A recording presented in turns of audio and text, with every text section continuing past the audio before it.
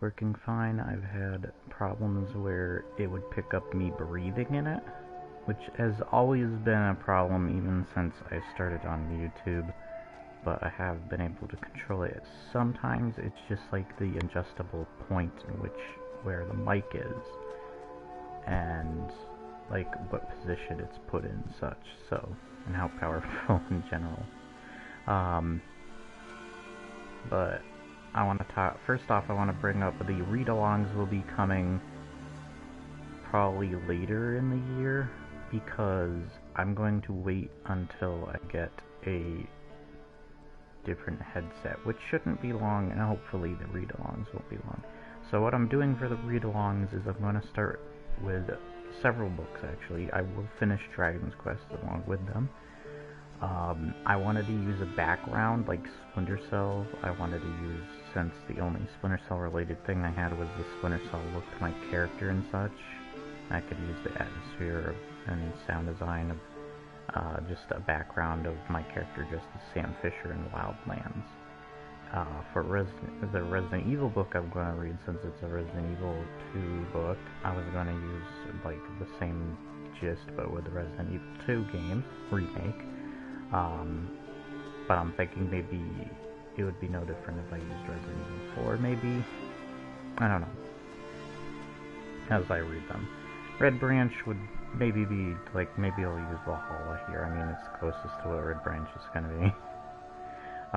In terms of games related to. At least games I own. And then there is, Dragon's Quest will probably be some Skyrim background or something. I don't know. We'll see. Maybe Valhalla as well. We'll just use some game for the background for those stuff, so I hope you don't mind that stuff. Of course we are playing this, by the way. I'm not just going to be sitting in this throne the whole time. I just thought this would be a way to open it.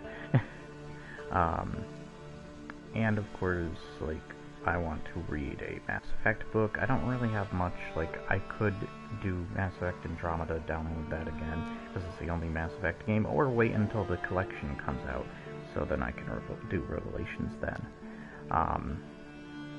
So that I can have, like, the backdrop of Mass Effect for that. Hopefully I do a fine job on those. Hopefully you're not bored by them, or you could add what you think would make it better.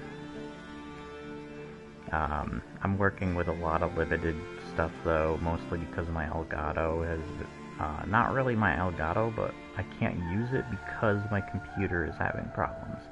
I need a replacement battery right now, and we're trying to find one, so that might take a while.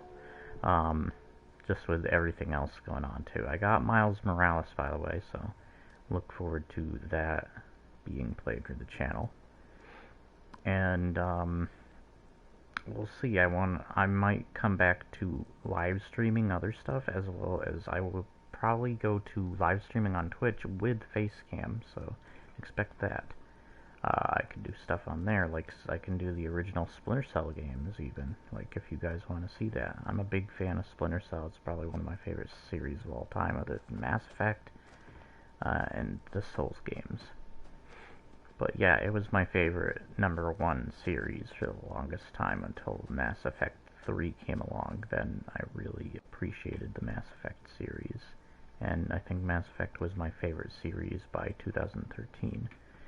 So Splinter Cell, the Chaos Theory specifically, still held quite the record from 2006 or 5 or whatever it came out. So that, it's held like 5, 6, like 8 years a record is my favorite. But that's not even counting that. Like if you count the other Splinter Cells, it's probably more than 10 years. Held a record for me, personally, as my favorite game series of all time. And favorite games of all time. And I know Critical Nobody is kind of known as a Splinter Cell guy, but I love him just as much as he does. If not more. As a matter of fact, I got the sticking Splinter Cell headset. I'm planning on getting some of the statues. I already have a Conviction figure. I have a bunch of the magazines that they had. I have the entire book collection, which I hope to read for the channel. I have all physical copies, digital copies. I have multiple copies of just Chaos Theory alone. For almost every console. Almost. I'm still looking forward to getting more, and I do have some of them saved on my wish list or whatever for Amazon. So we'll see where it goes. But I do really love Critical Nobody's videos on there. I'm not trying to say he isn't a Splinter Cell guy, but give it a little bit of breathing room for other people who love it just as much. I think what really makes him stand out, though, is just, like, of course, he's in a better position, he's got better editing style, look to his series, and everything than someone like me. That's my downside. Of course, my channel sucks in those terms, but I can't help it sometimes, because just the position I'm kind of put in, and I'm sure other people are definitely put in some harsh positions, especially nowadays. So, it just sucks that I can't use my Elgato to the best of its ability, and my computer has been crap. It's an Alienware laptop, and I don't know why it's being this way. And I'm thinking of either new battery or just a new computer altogether, which I would have to save for, and it still would take a while until that happens. And I can't say I'm like a super rich person either, so it's that too. And I like to keep my channel to a like ad-free thing, which is dumb because of what YouTube's been doing recently. And I hate their new terms of service crap. If their stuff wasn't bad enough, then it's even worse now. But it's like, sadly, the only platform that is like YouTube that I have already been established with for a long time, and that has the type of videos it does. So it's hard to find any kind of website like it. And YouTube doesn't feel like it's about you anymore, or what it was meant to be before. It feels more corporate and evil. So, but we're going to talk about a few things with Assassin's Creed Valhalla today and Watch Dogs Legion. That was the more part was in the beginning here, so that'll be it for that. It was just the books and what games I do have new. Also, when it comes to the game series I have running right now, some of them I might just kind of like leave it at that. I'm thinking maybe Ghost of Tsushima and Yooka-Laylee I'm just going to make 1 or 2 more videos of, or my videos will just be of having fun in those games rather than focusing on the story, so I'm not spoiling it for other people and they can experience it themselves. The same thing is going to be said definitely for Assassin's Creed Valhalla. I'm definitely not going through the 65-hour campaign or whatever the hell long it was. And I couldn't do Legion, not only because it's on my Xbox, and I can only really record on my PS4 unless I'm doing Twitch streams, but the videos aren't saved onto the Twitch channel.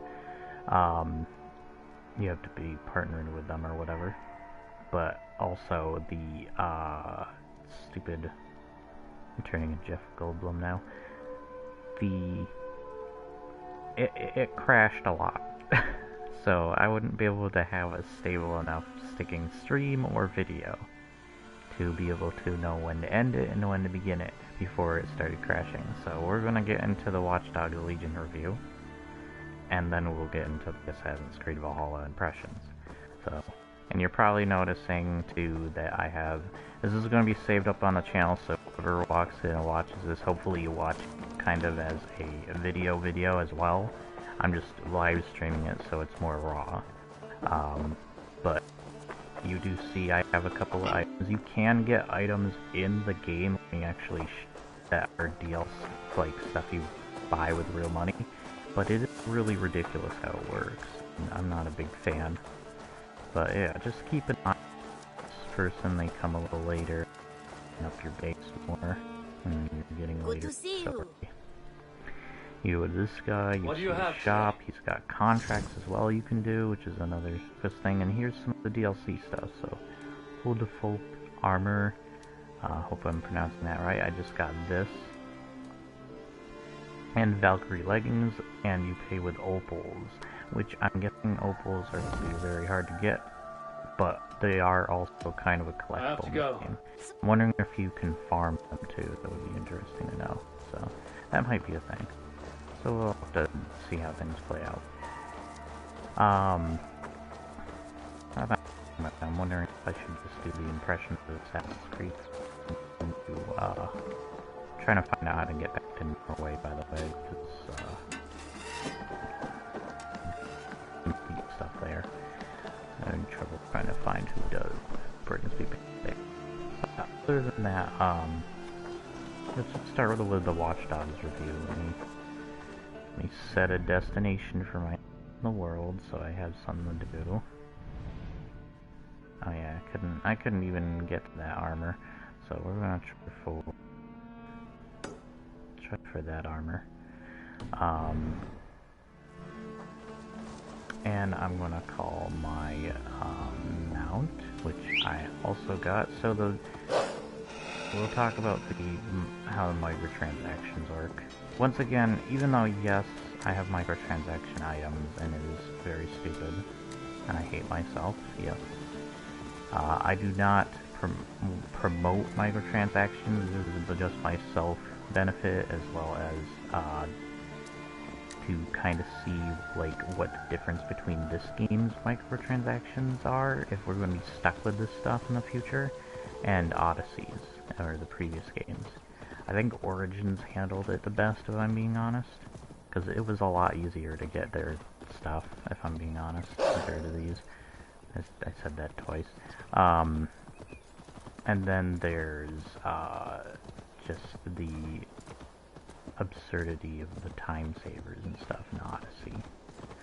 So I'll talk about those when I do my impressions on... Actually, you know what, I'll talk about them now, but I do not promote microtransactions, and I definitely don't think you should take part in buying stuff unless you want to. It is your choice, you always have a choice, but it is disgusting nonetheless. I thought, like, I'll get into why, but I also thought, since I am enjoying myself with this game, and I do feel like it's a harder-earned game compared to what Watch is, we'll get into that in a sec, that I am kind of happy with this game, and after watching SkillUp's video, I guess I lowered my expectations, so the game kind of had a better outlook for me because of that. And, I was like, you know what, Ubisoft, I appreciate your hard work, even though it's got some problems, definitely. I'll just get something, and I want to do something about it for the channel anyways, in terms of talking about it compared to Odyssey's. So, I'm not gonna deny that it was stupid and disgusting. Don't do it. Even though I said, like, it's your choice, but I think that even that's harsh because somebody's going to do kind of like what they did with Genshin Impact, where they bought something for way more, so I at least feel a little better that I didn't spend that much. I would never spend that much, even if I had that money. If I had that money, I'd spend it on something more useful or better, or something actually worth the price. Even though this isn't really worth the price it was either, but at least it's not super steep as most. So, and I kind of just wanted to wolf him out, like, isn't that adorable? No, but, seriously. Let's get into Watch Dogs Legion first. So, Watch Dogs Legion is, let's start with the good. So, there's a quest line that I really like that has this woman and her mother. She's like trying to implant her mother into AI or make her become AI, and I thought that was really neat, and they kind of played around with that idea, as well as there is the idea, you know how like Assassin's Creed has the idea of like the pieces of Eden are to kind of take away your free will in the games. It's kind of like a way for the Templars to take away your free will, and that's like the one thing that you don't like the Templars for. Even though the Templars do have some points in like Assassin's Creed 3 and such with some of the stuff they're doing, but at other times they are definitely evil too. It's kind of a balance. It's kind of balanced between which ones you like and which ones you don't. And I guess it depends more on the situation. Okay, I think we're here. Wait, this might actually be the place I don't want to go into. I should not be seen in this area. Oh, this is the place. Crap. So... is it actually this one? Okay. Yeah, sorry. False alarm. Oh, that's an... I'll talk about that in a bit, though. So... we're gonna go here, though. Alright. So, Watch Dogs Legion has... oh, hello. Sorry. Uh-oh. Okay. They apparently don't like me. Oh. They don't like me either. But when it comes to Legion, it is very unique too in its ideas. Guess I can't outrun. What are you talking about? Look at you. You're way back there. You're an ant to me. It has a very interesting concept in the idea of being able to take control of anybody. I'm gonna go around these guys because they're just gonna see me again. But they can... the fact that you can take over need item or ability later on to be able to go, like, have police plan on the side. But it is really great that they lived up to the promise. It's really cool. There's a lot of funny moments. Your first couple hours will be really fun, and I still enjoy parts of the game later on. Just enjoy the satisfaction of seeing the different animations that each of your partners have, whatever you call them, recruits. That's what they're, they all have like different animations. One will be like kind of like wrestling moves, or another will be John Wick, like the professional hitman. I almost Wickman. Man, oh no, it's Nicolas Cage. The bees. But it's just, there are fun moments. I just enjoy beating the crap out of people, and stealth is fun. I do have fun with that. And I think it is satisfying and fun to a degree, and I do like the weapons. There's different... I changed it because I'm going to talk about this in that, so, and review it based on... I'll just give it my same separate reviews each, you know, the usual. You'll see when it comes to it. Oh, somebody's talking. Oh, it's a quest up there. Okay, I'll deal with that later. Okay, here we are. But there are good things. The story is very, like, I wasn't feeling the story. It was very forgettable to me. I think Bagley is funny, even though he's got some cringy lines once in a while. But he's probably the most, like, he's got the most life in him. He's the most memorable character in the entire story. But yeah, and I do like there's a mission after the story's done that is really digs into his character more. He's probably one of the more live game type of characters. These underground exits. I guess there's nobody around to fight. This Draugr armor says sick, by the way. And there's a lot of like outfit options. I like the variety there. I like the variety of the characters. I'm trying to get I made my professional hitman since he kinda looks like, he looks like an older Marcus from the second game, like beard and such. I'm like I'm gonna dress him up as Marcus since his South Club outfits and make him like John Wick Marcus. So that's pretty cool. I don't think slow-mo is in the game anymore, which was something that made the first game really sick because he felt like the ultimate John Wick character. I know John Wick's thrown a lot around, but goddamn, it's like the closest John Wick experience you're gonna get. There's a lot of iron here. Hopefully I find something to fight. Let's see, there is... Oh, I wonder if there's a waterfall. Let's check that out.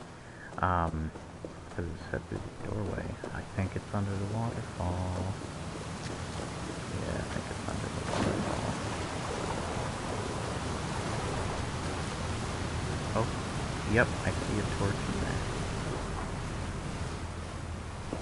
Just be careful in case there's anything else.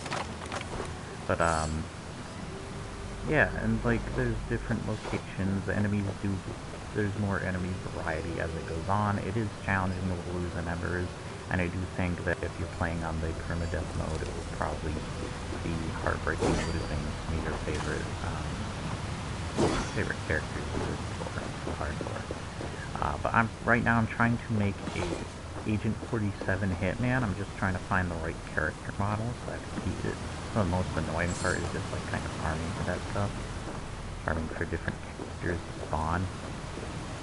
Sometimes I just try to fill in and make sure another one spawns. And it's like, I guess that wasn't the spot, but I found a secret little area and that was kind of neat. Let's find the actual areas that you can get into though. I'm doing Valhalla. I really am Jeff Goldblum of YouTube. But then again, Jeff Goldblum's also on YouTube, so there's that. I guess I'm not Jeff Goldblum's second best guest for that. Except I wasn't in movies like The Fly and Jurassic Park. But, when it comes to Watch Dogs Legion, there's just... like, the story is very, like, cliche. We've seen a lot of the stuff done before. It was just, like, those moments. There's a couple moments that work, but... And there's a couple characters that work.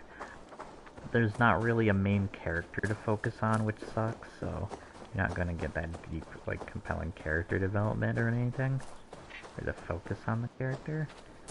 It makes it really hard because Watch Dogs always been trying to do new things, and I appreciate Ubisoft for that, even though they took development time to give this game a little bit more time in the oven, and ironically it feels like it never came out of the oven, where it came out burnt. Luckily, the problems I'm about to talk about are fixed, but the game just kind of feels like, now. Like, it's definitely better, but not by much. So, where the crap is this, like, underground entrance I'm trying to find? Like, I see one right there. Wait, that one's further away. No, it doesn't say further away. It says right here.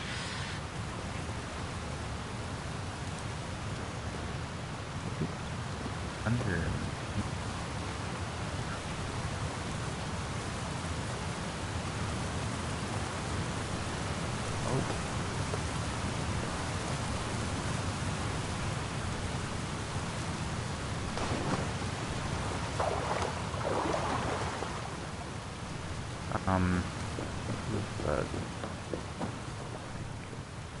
Can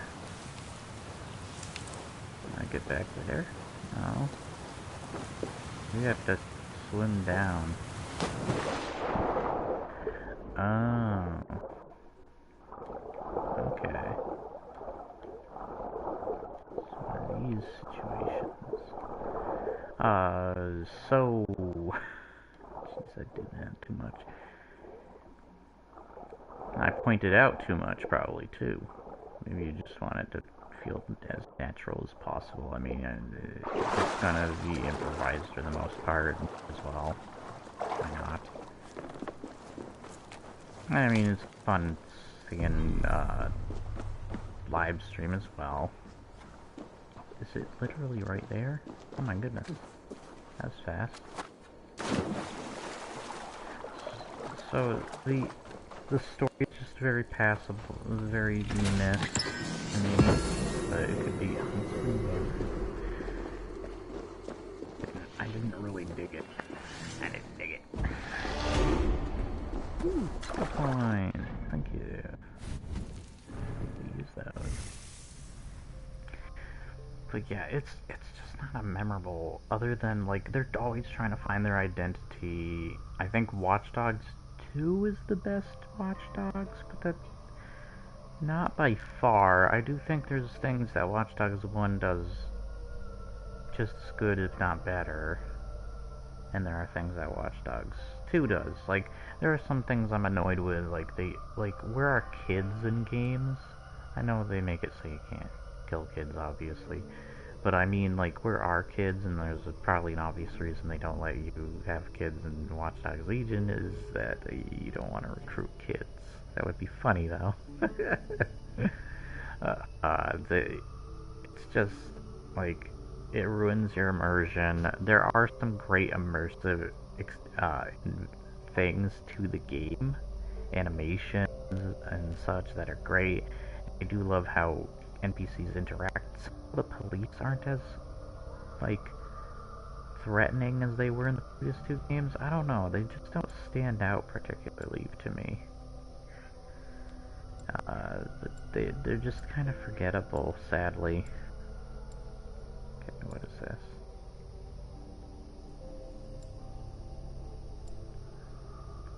Okay. That leads to hell. What is this? Range. Stun. Stun. Sprint bash. Ooh. Terror. Okay. What is this again? Bear. Okay. So, what is this? Warrior takedown. Kinda want more hell. As well as, since I'm heavy wielding a weapon, I want to do that.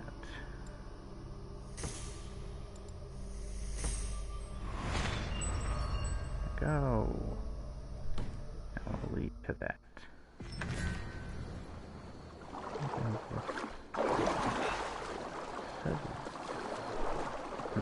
Stuck up apparently.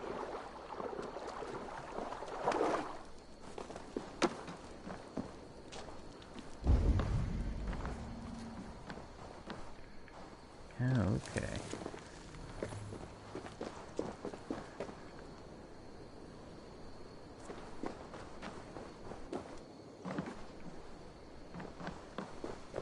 Another entrance. No, okay. It's light, I just don't know if I can get up to that. And where it leads to. So, I do love that you can use drones. The use of drones is really cool. Especially when you can ride them, even though it's really slow. You feel like you're kind of slow in the city. And of course, using old people and slow animations and just the random death characters that spontaneously die. There's different like, perks and abilities on them. There's different weapons or vehicles each character will have. So I'm not allowed to go up there. Why not? That was dumb. Guess we have to...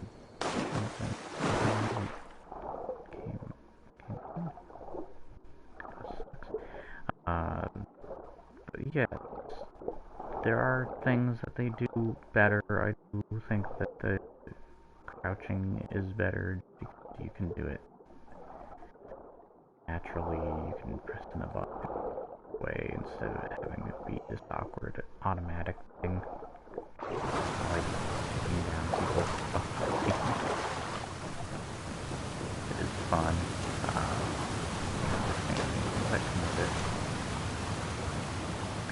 graphics are fine, but the one thing I'm sick about, it is a good looking game.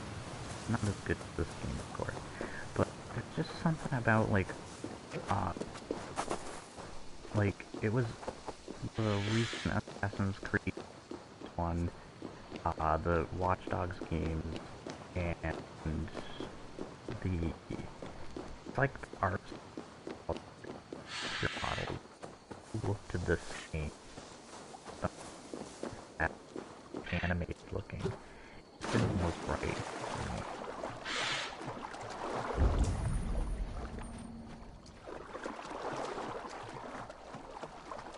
Yeah, I don't like it.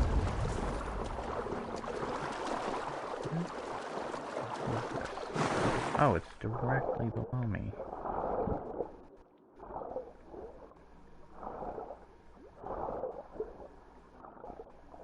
And I'm gonna have a hard time trying to find a way to it.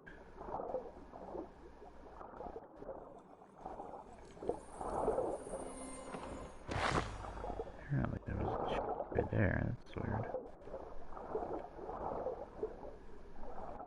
So that you can still go underwater. So I keep saying that.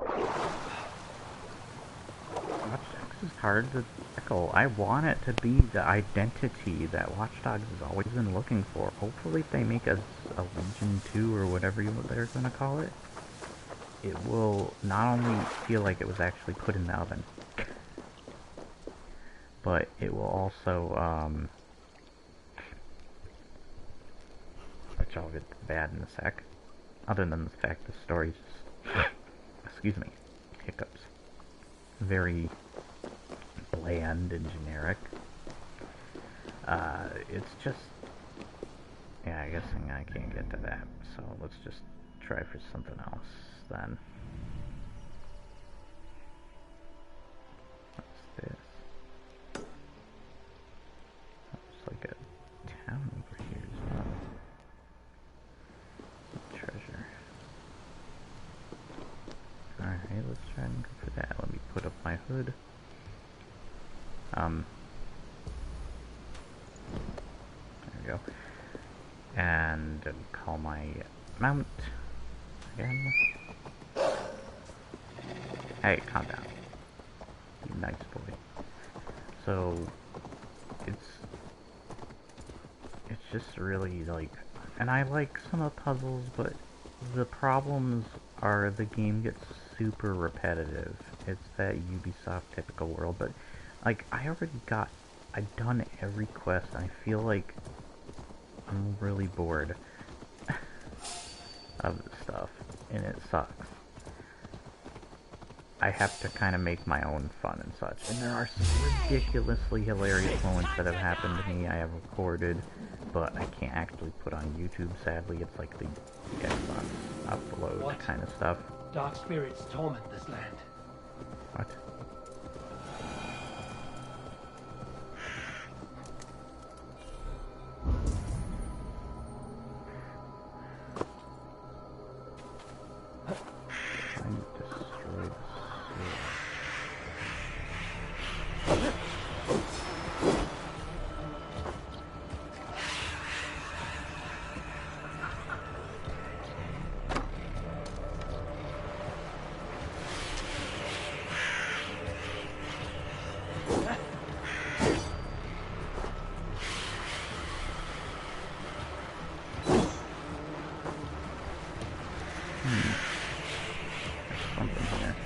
So it's very repetitive. There's also missions I believe are going to go on forever. They're like CTOS missions. As well as the last problem is, of course, the obvious crashing repeatedly.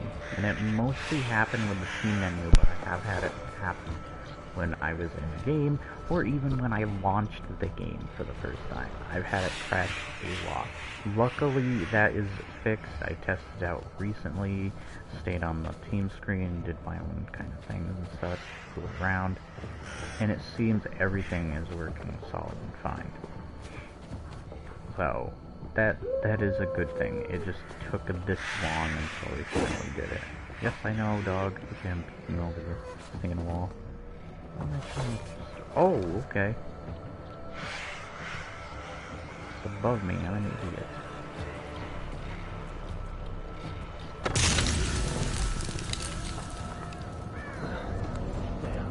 Okay. Oh, there we go. Let's get on. Hood. Hello, Crow. What up? You just gonna chill there? Oh, never mind. Hi. Hello. Hello, Spartan.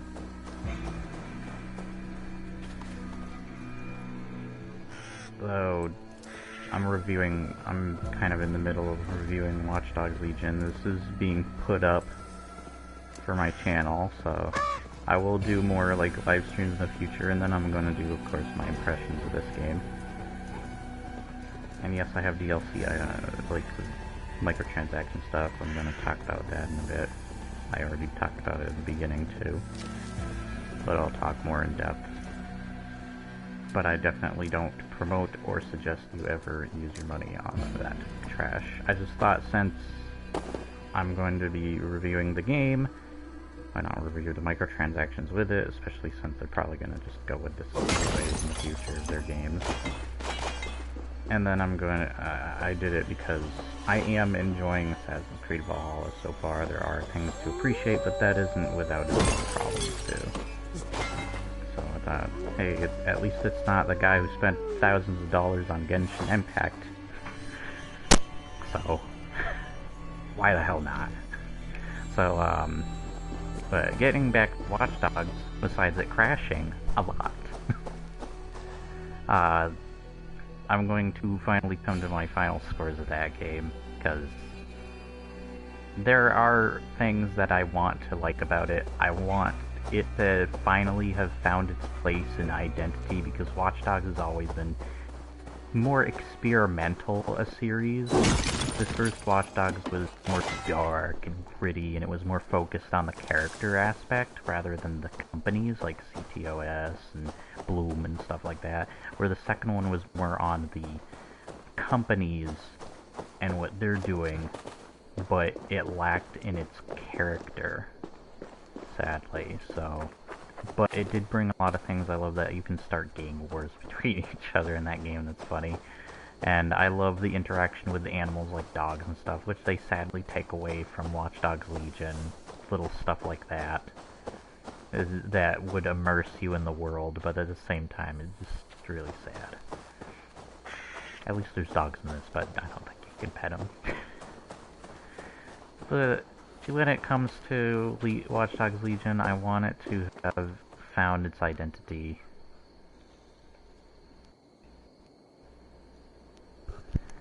Oh, I do have it. I do have it a little further away from me, because I had like problems with like the mic would pick up me breathing in it, because that's ridiculous and I hate it every time it happens.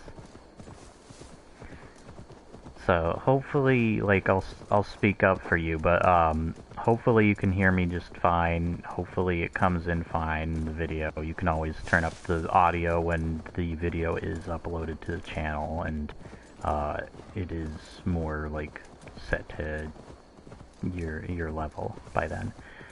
But I just hate how things have been going. I'm planning on getting a new headset anyways and adjusting stuff then more to my capability, to what my preferences are. And I do test them out before, but it's always so weird. Like, it always comes out sounding like it's different. Oh, this is a mission. Crap, I don't want to do this. I want to do just some of the menial stuff while I'm talking about Watch Dogs Legion and Assassin's Creed later. Yeah, I'm going to finally review Legion. I think Legion, before the update that fixed the like crashing, and of course there's bugs. I want to talk about this quick bug actually that I thought was hilarious. Is there was a bug where I was flying a drone in this one level, and this guard saw my drone, so I fly into this room. It's got like this practically like this bottomless pit. It looks kind of like the room that the Emperor Palpatine was thrown into at the end of Return of the Jedi. So I was like, I wanted to get out of his line of sight, and he apparently knew where I went, so I went under this platform over this deep hole, and there's like these like devices or like tables on the edge that you can use as cover apparently, and the guard is running up to it because he knows I'm under that specific spot. He jumps over the cover, but instead of ending up on the other side and being in cover, I watch him fall all the way to his death.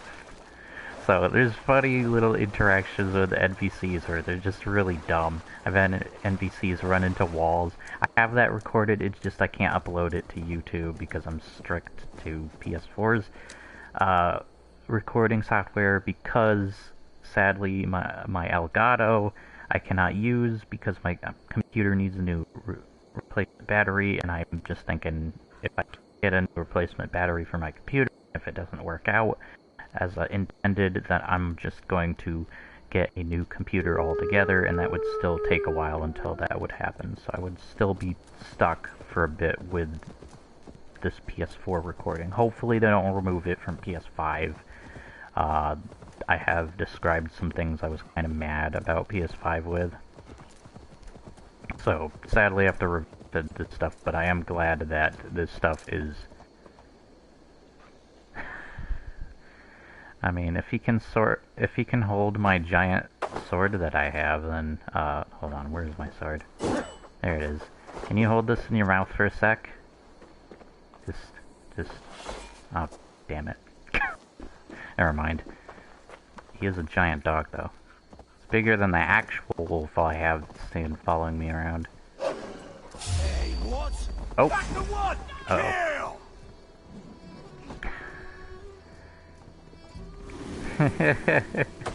You fell into the next Watch Dogs game. I think he ended up with every character in a movie that has fallen down a deep, never-ending hole. Like he's probably saying hi to Gandalf and the other half of Darth Maul, his ass. And he's it was just such a hilarious moment to me. I wonder if I can raid this place. Oh. Uh-oh. Oh! Nope. You didn't see nothing. That guy was dumb. Food. The food dink. But I'm going to rate, before the patch, Watch Dogs Legion as a realistic score. I do a realistic score like what a critic would review it. I do my personal score, how I felt about it, and a audience recommendation score. So my realistic score is going to be a 4 or a 4 out of 10. It's going to be a 4 out of 10. Solid 4. It's no Order 1886, but it's bad. And I'm going to review... I mean, Order 1886 is a beautiful looking game. God damn, that game pissed me off. And then I'm going to give a personal review because I like the concept so much of being able to take on everybody. I'm just going to give it a little bit more points and give it a 4.3 out of 10. It's not very forgivable though. And then my audience recommendation is probably going to be a 3, just because this game is goddamn $60 still. Well, I think it's on sale now, but not low enough. So, I mean, it is fixed. So I'm going to go into the reviews after the update that fixed the ridiculous, like, that's not even talking about the save data corruption that the PC versions and such have been having of the game. So that's ridiculous thing to talk about. So I'm going to review, get on my pup here, I'm going to call him Pupperoo.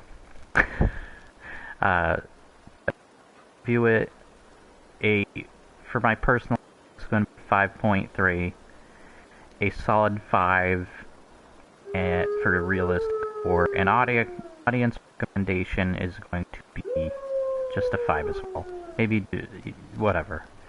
But yeah, it's just an average game. It doesn't have a memorable story. It had too many problems at launch when they said they needed it to cook in the oven, basically, and ironically it came out like a big fiery mess.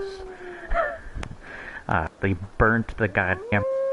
they burnt the turkey. Even though the game came out in October. But luckily it is fixed, it is more stable, and we can deal with it. But not much, because the other problem come into play is just how generic and repetitive the game is.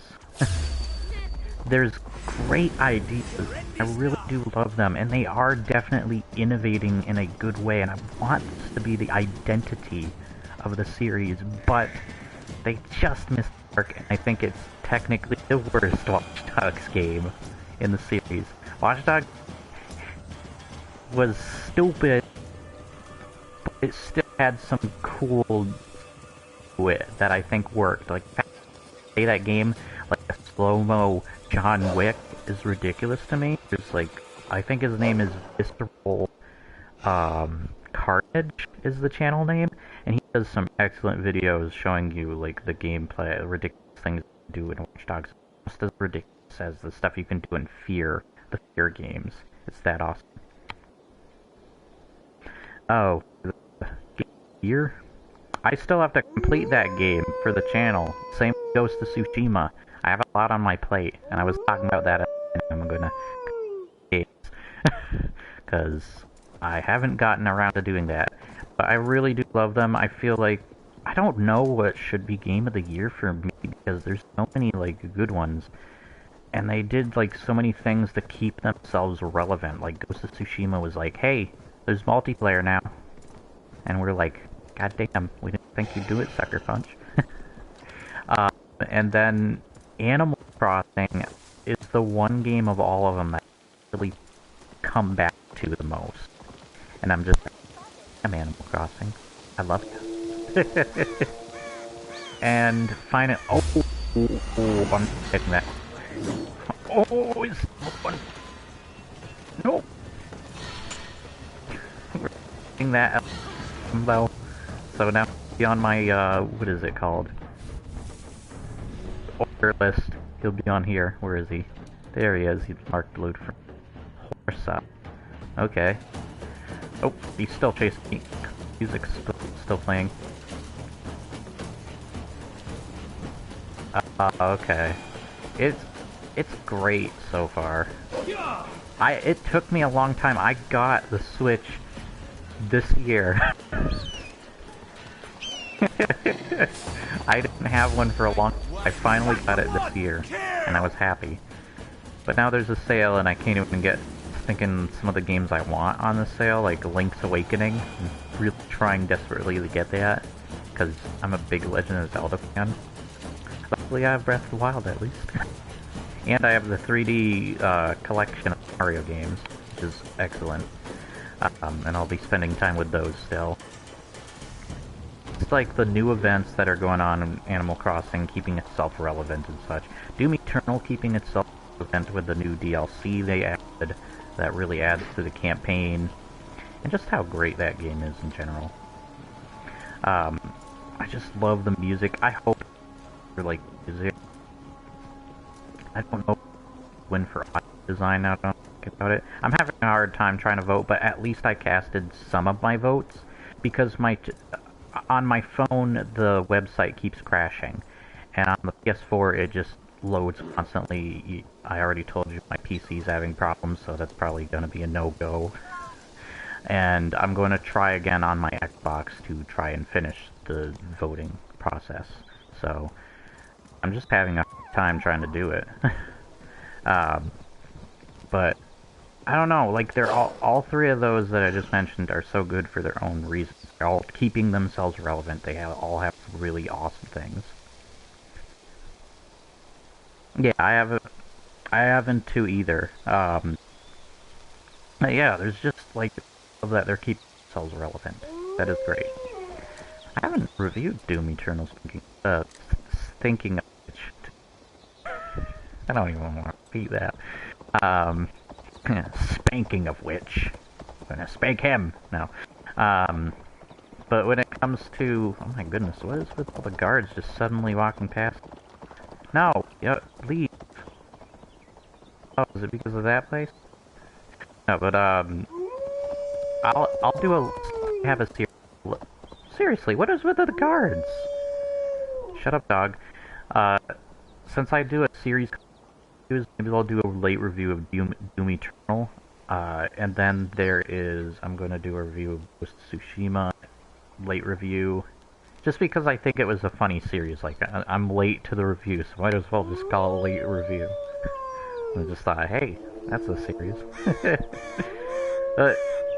And I'm probably technically late to Watch Dogs Legion, I don't care. It's Watch Dogs Legion, who's gonna watch it, am I right? I'm sure some people want to see Assassin's Creed.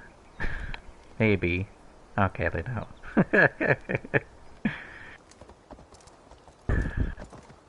What is come?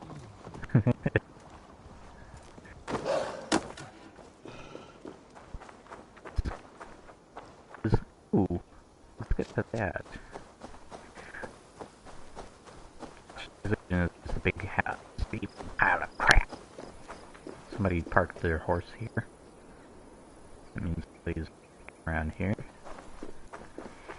So let's get into Assassin's Creed. So my first impressions are this game will be fun. I'm only how far am I?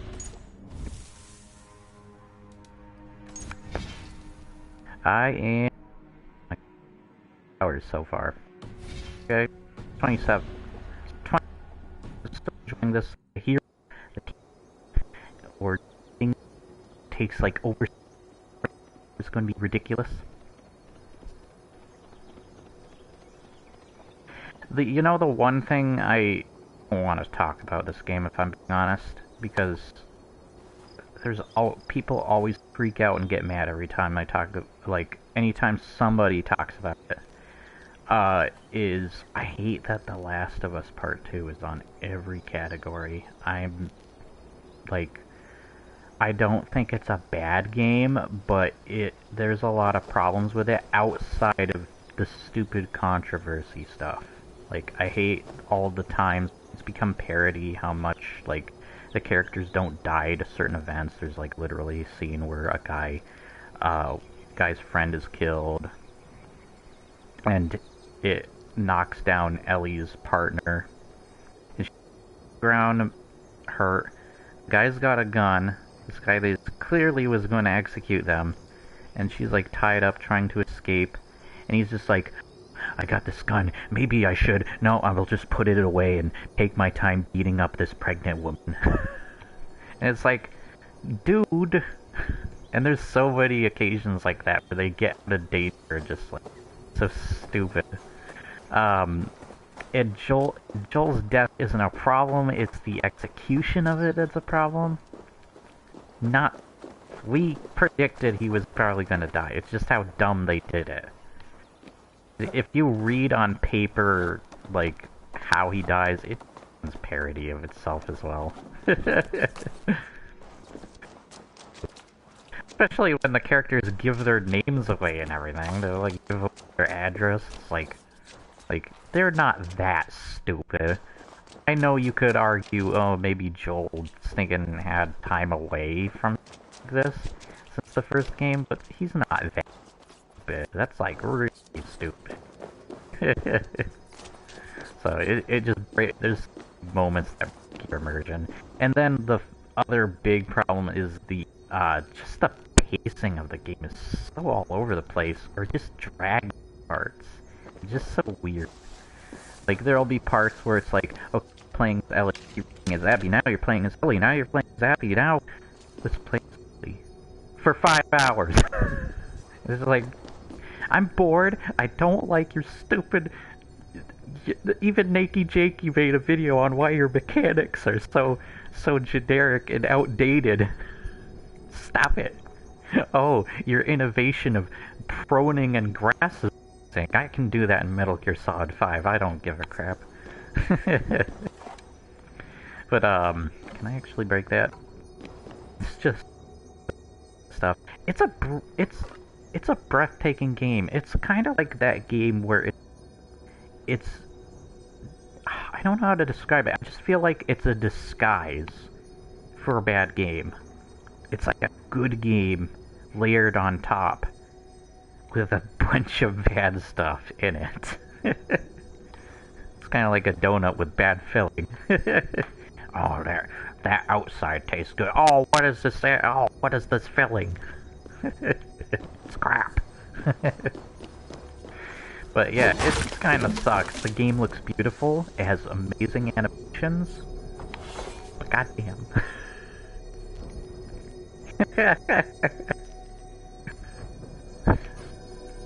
I don't like the focus on stuff like that just because of how people even like I don't give a crap about this. I don't want to hear about it. So I don't talk about it. And I mean, you don't even need that stuff involved, and it's still got problems. That's the pacing is all over the place. It executes certain things wrong. Matter of fact, another problem I have is just character development. Like, either characters don't have development, or they die off. They don't get developed. Or, like, maybe there is a really good character, but they don't live. And I know that they also got their HP.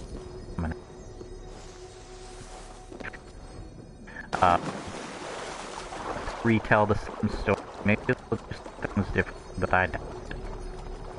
It's not gonna be a reason to watch properly. That I about anyways. I might just watch it just for security reasons.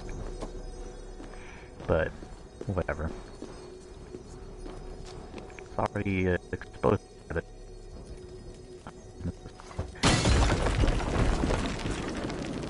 oh jeez! Oh! Jump into the fire! The water! The fire! What? Messed up my words. I think the other problem is also, like, it's not a problem with the game, but with the idiots. Just all stupid stuff they're saying outside of it. Even Troy Baker, sadly, has been saying some real stuff. It's just like, Troy, why? You're awesome. You're ruined. You said some stupid stuff. Why? You could have just kept shut. That would have been it.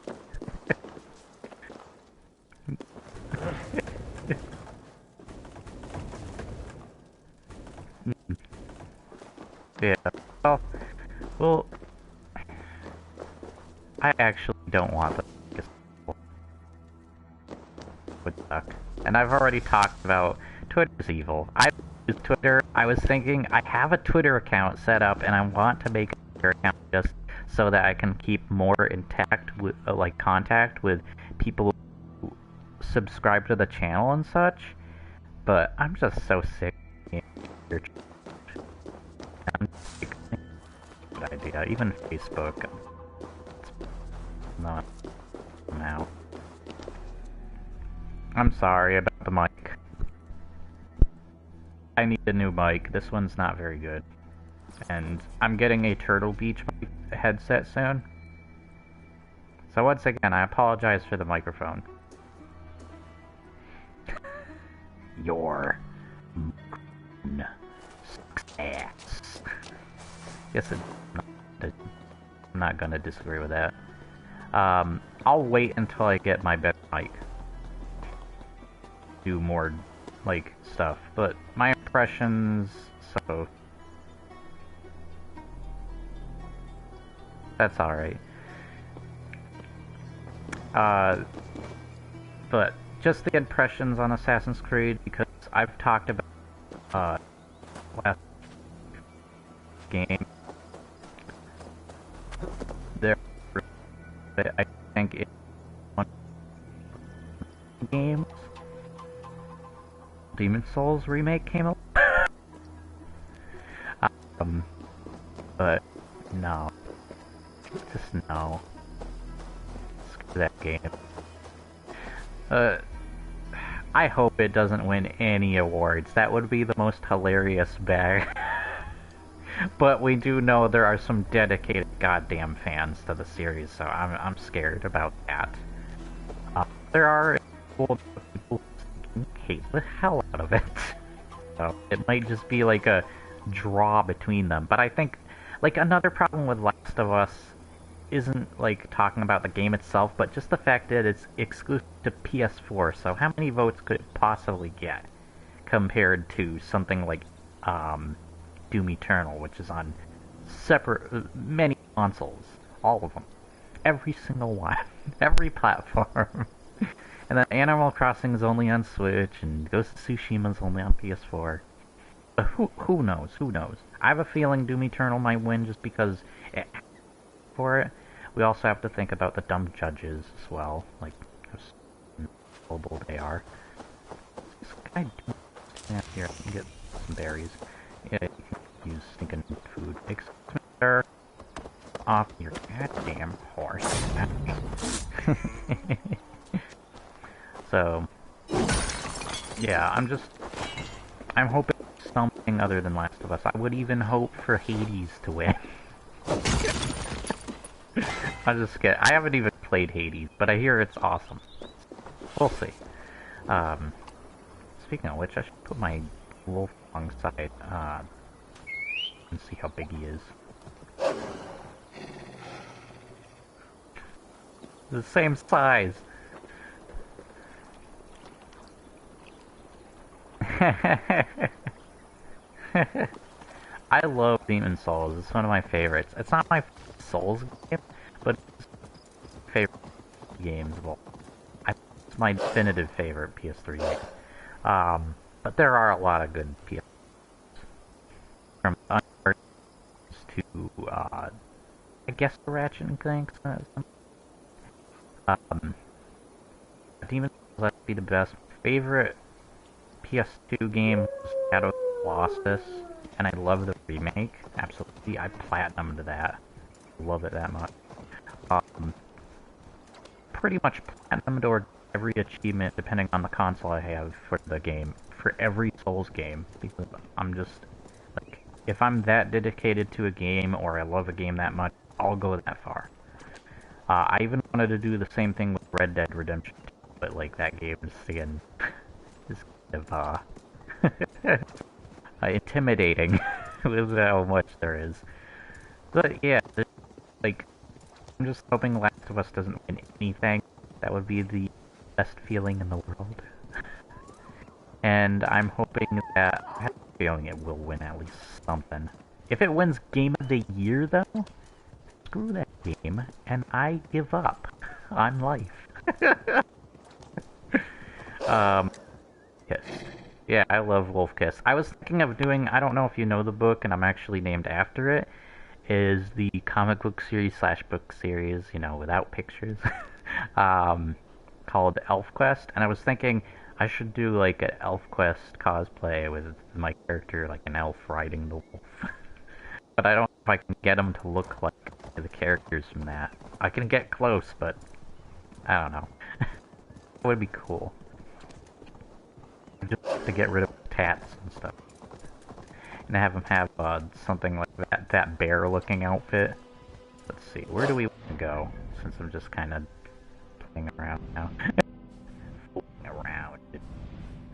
I want to get more armor. Oh, look at this place. This place has a lot of goodies, but it's in a real high-level place.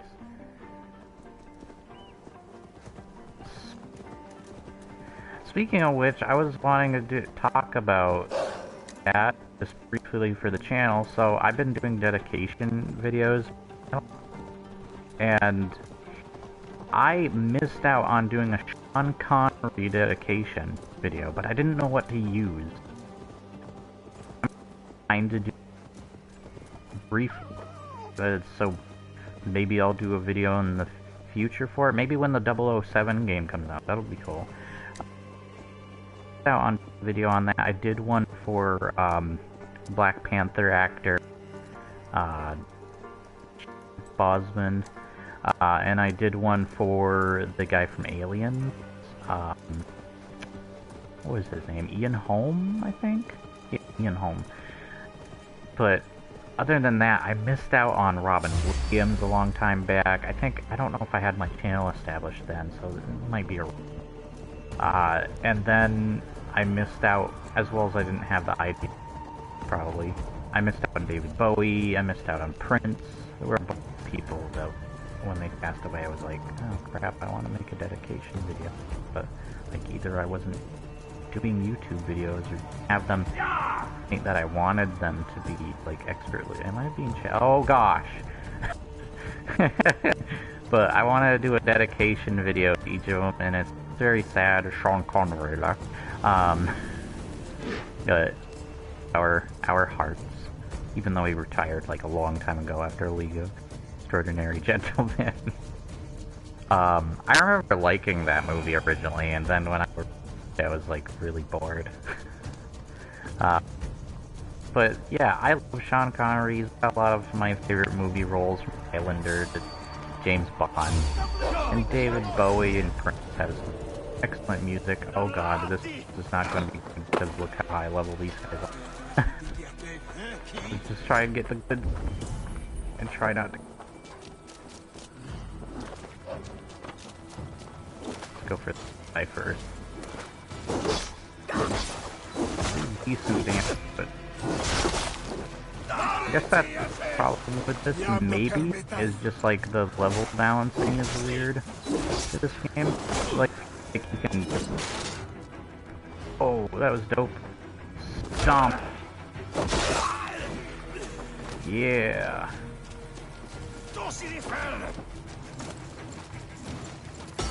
Oh crap, you... No, you're not using that flail on me. Ugh. I love this move, by the way. Or you run at me. Get all that. Oh, a lot of damage too. Oh! Oh god. Now, Rain from Mortal Kombat was inspired by Prince. Yes, I remember that. Purple Rain. But, yeah, I was thinking I always want to make dedication videos to each of them, and I never got the chance. So, I'm saying it briefly here, since Sean most recently a video on that, hopefully in the future. But that would be way too far off. But maybe I'll do a video. I just need to find... Usually I like to have the game that I'm playing relate to the person, and I don't know any games that are on PS4 that can actually record. Well, level 7's on here. That I can use for like a Sean Connery. Or maybe I can use a game that has like a Scottish setting or something. I mean, Scandinavian. No, I'm just kidding. Stuff I get.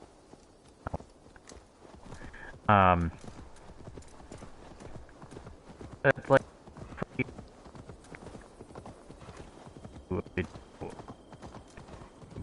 it's been so we're living during this pandemic and so prayers go out to everybody. Prayers and wishes that they get better. Stay safe. So, Won't be gentle if they spot me.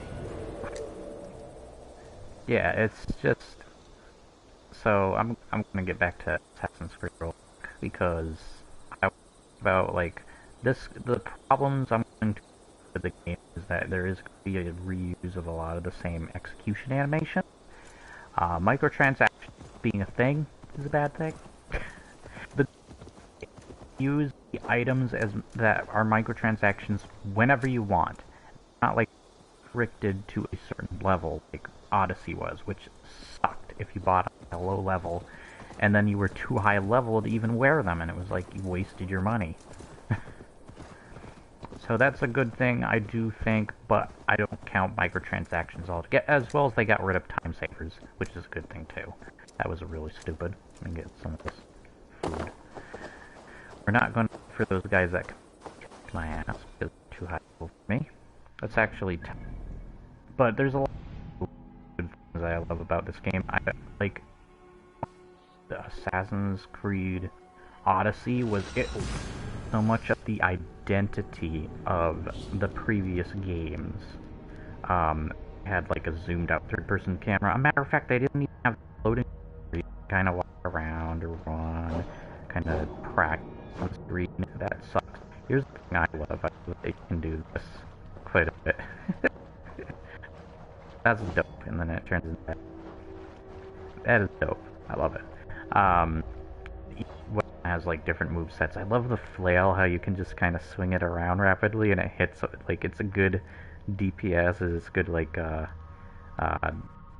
good weapon for taking like several enemies that are like ganging up on you, so that you can space them out. But yeah, I'm having fun with the game. I love the armor sets. I love that it's not too focused on too much, though I do wish there was a little bit more than that's in the game. What's in the game? And what did you say? Also, I don't want to watch this guy, but different alien name. Okay. Alright. I'll check about. That'll probably... I'm guessing that's going to be in the comments section anyways, so... Yeah. That was nothing on game development. I don't know too much on game development either, if I'm being honest. I've been able to learn over the years and take in other forms of knowledge, how I should review a game, how I approach a game. It's a fine day, Ava. For professional, but I at least try to stay professional in certain circumstances until I rant. No. Like I did with Last of Us Part 2. But at least I hope that the stuff is informative. I don't want, like, I remember the big comments I get on my videos is like, you have too many videos about negative things. I remember somebody got mad at me for talking crap about Shenmue, even though it turned out exactly the way it did. Somebody talked crap about me before Fallout 76 came out. I was saying, I don't trust this game, and here's why. And then somebody said, shut the hell up, you're not allowed to have an opinion about it. Out. Go away, take your opinion elsewhere. And it's just like, it's so funny how, like, ironic a situation like that is now. But I think that video is still up on the channel, I'm not sure. I did have a weird, like, I'm trying to find out how to get to Norway, because there's a way you can get back there. I might have to just look it up. But yeah, there's 2 open world maps. This one's a fine, I still like this open world map, and I love raiding in this game. It is fun. It just feels cool. And I love the character, like, you can see your own characters. You can use other players' characters, like this person here. Hi. I didn't... needs men. And by Odin, I'm gonna recruit you because there's a Ubisoft. Let gold and glory be our meat and mead. Yeah. Deadly snake. Oh, that's, yeah. But, I love the mechanics, like, with your own crewmates and stuff, and forming your team, especially out of other players' characters. It's just really cool. My own character, so they can use him. But, like, the problem with Assassin's Creed will be, like, the repetitive nature of the game, and, like, just how much time it takes to beat the campaign. It's like 60 hours, god damn. But I'm enjoying myself more than 20 hours in. I I do like a lot of, there's like, of course this game's very immersive, I love the sound design, the music. This isn't gonna win any Game of the Year stuff, it's not even up there because it was too late for the whole thing anyways. I am enjoying myself, I'm glad I'm enjoying myself, but there's a lot of other things, like I love that you can put your cloak on and blend in with crowds, kind of like the original Assassin's Creeds. I love that. And hide on benches and stuff. I love that the character at first doesn't know how to do the like leap of faith, so he kind of just jumps in as if it's like a bland generic, or like he like doesn't care about the jump until later when he has to learn to do the leap of faith. He actually does like every other assassin, like he learns something. And I think the beginning of this game is excellent. Like there's so much like fan service, but also there's a lot of good jobs. Here's the other problem is this game isn't going to, like, it's going to have some good historical factual stuff. Yeah. It's going to have good historical stuff, but it's not going to be historically accurate all the time. Which kind of sucks with the setting. I mean, we're playing as Vikings, and they weren't always the best of people. I'm not saying every Norwegian was a bad person back then. Definitely not. But, like, Vikings were not very nice people. So it's not going to be entirely accurate in some parts. And I do like that they include children as they're walking up to me. Hello. Oh, okay, just walk away. Oh, okay. I don't know what that was about. I do hate that I don't think you can get, unless it's a perk later, you can get, I do kind of like the skill tree, even though you can't tell what's on it, even though you can also reverse it. And I know I'm saying even though a lot. So there's a lot of good sides and bad sides to the skill tree, but it's fine. And I like the look of it, is nice. And a lot of the abilities are very useful. They help towards your stats, help your combat prowess, depending on the weapons, of course, and the moves. But it is your typical, like, it's not as, like, deep as Witcher 3, and it plays a lot of people talk about how the gameplay, the combat feels very stiff or something, but I think it's kind of purposed that way, but at the same time it's still fun and raw, and it feels brutal when you execute somebody. It is cool. There's a lot of options for the games I do like.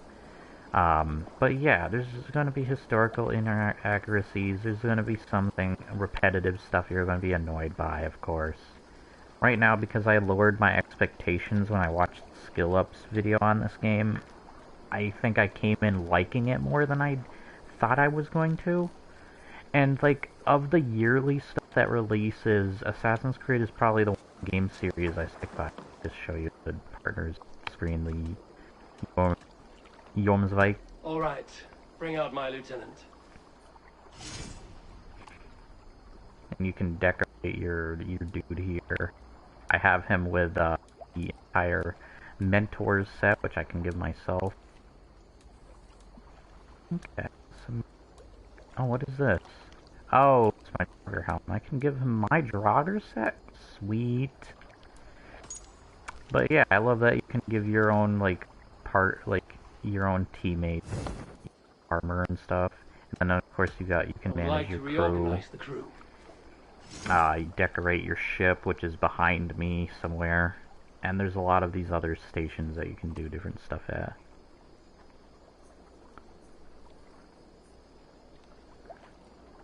Alright. Would win against Vikings and Knights. Huh. I don't know who would win if I'm being honest. I think the Knights have a great, like, defensive with their castles. And they do have really good armor, even though it's not entirely, like, flexible as, like, the samurais. There's a lot more, like, weaknesses in the samurais. I don't know. But, and, like, the barbarians just got their whole, like, they have no shirts. They're like, oh, we're gonna show that man chest. At least some of them in that game. Found But, who you needed? it's just, I don't know who would actually win that. I must take my leave. So long. They all have their upsides and downsides. I think the Vikings, it's a hard one. Maybe I would have to consult with my friends on that, like what they would think. Because for me, it's like the knights over here have good defenses, but they're not entirely flexible with their armor sets. Where the samurai are, and they do have good defenses too as well. The Vikings are very just like barbaric. Get Conan the Barbarian in here, but doesn't mean they don't have some form of understanding and intelligence of how they approach each battle. So yeah, I think what people would be thinking when looking from the outside, they think the Vikings would lose out of everybody, but I'm not sure. The thing is, no sword can really go against knight. It's why they use mace armor. Okay. Yeah, and it's like, of course, like, I think for me, I'm going to say the win for me.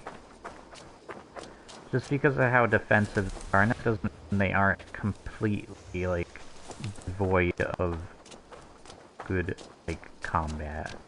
Like, when they're in the situation.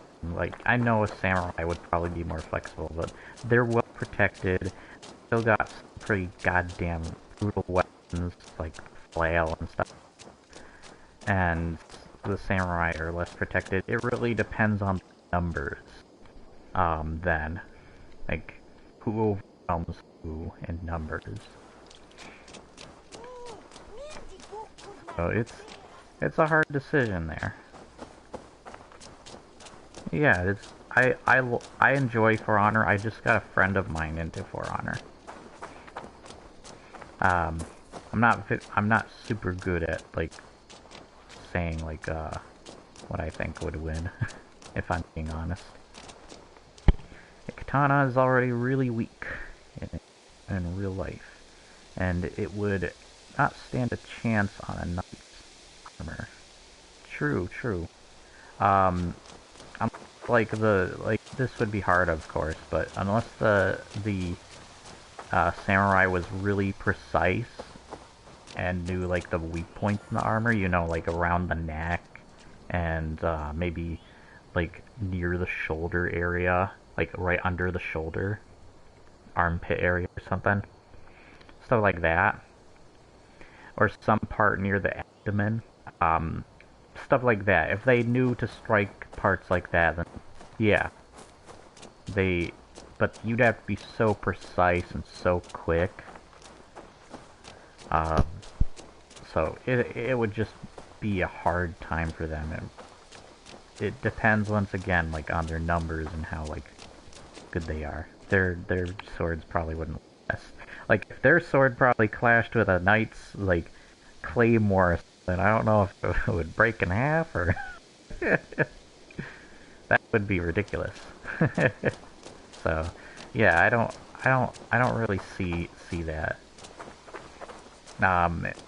They all have their own upsides and downsides, but I think for me, the knights might win. That's me personally, though.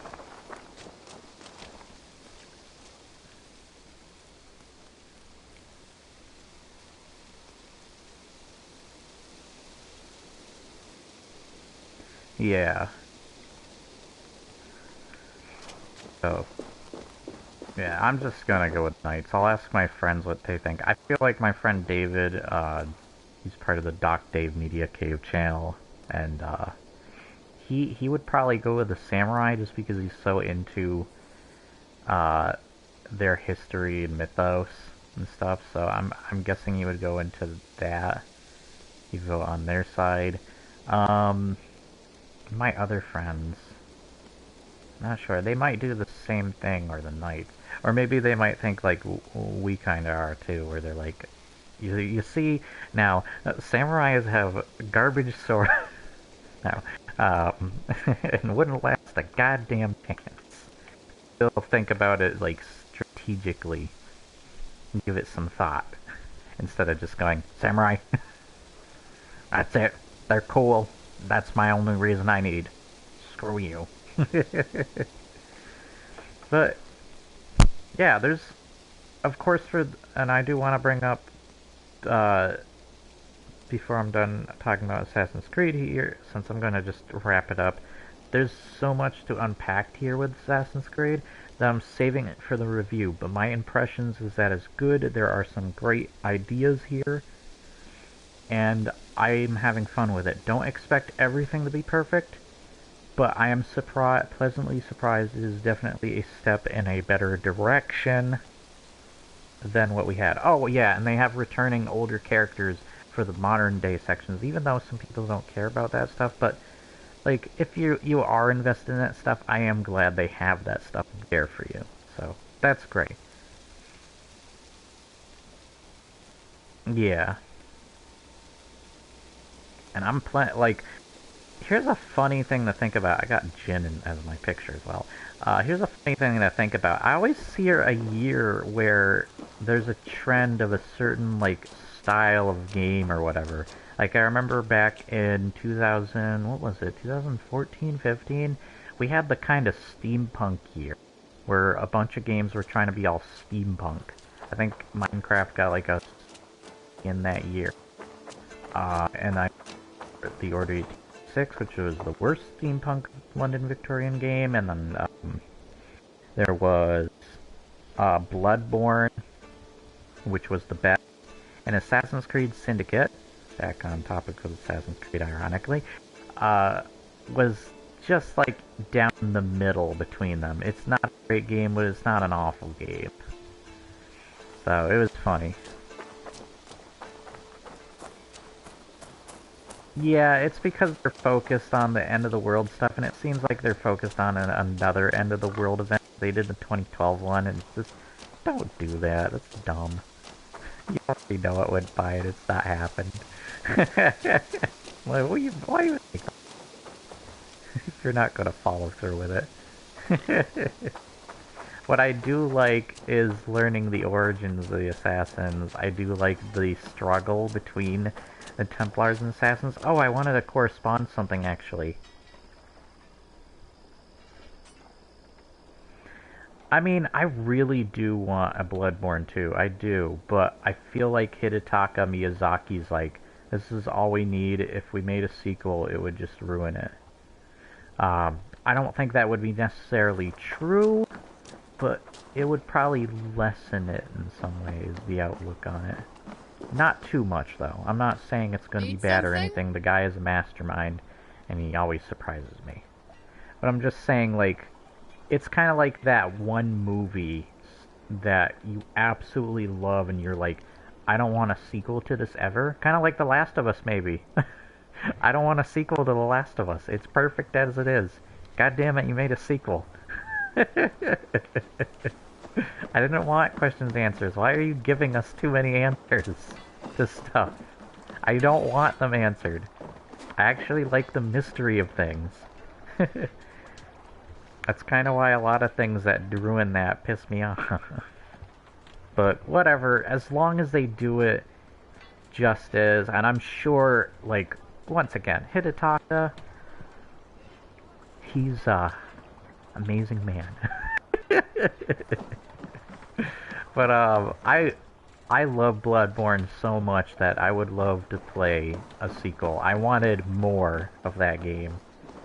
But at the same time, I'm like, please don't be like Dark Souls 2. But then again, Dark Souls 2 didn't have Hidetaka Miyazaki involved, and a couple of the other original workers either. But there were still some original employees that were involved, but they didn't grasp the concept of what made Dark Souls so brilliant. It's still a good game. Dark Souls 2 is still a good game once again. It's just like, it doesn't live up to Dark Souls 1. And even 3, I think, is better than Dark Souls 2. Yeah, I would love to have a second Bloodborne. And there is a lot you can do with the story. I mean, just Hidetaka Miyazaki's got quite the imagination. I'm sure there's a lot he can do. Um, it would be awesome to see. I enjoyed both of them, but they do have their downsides to one another.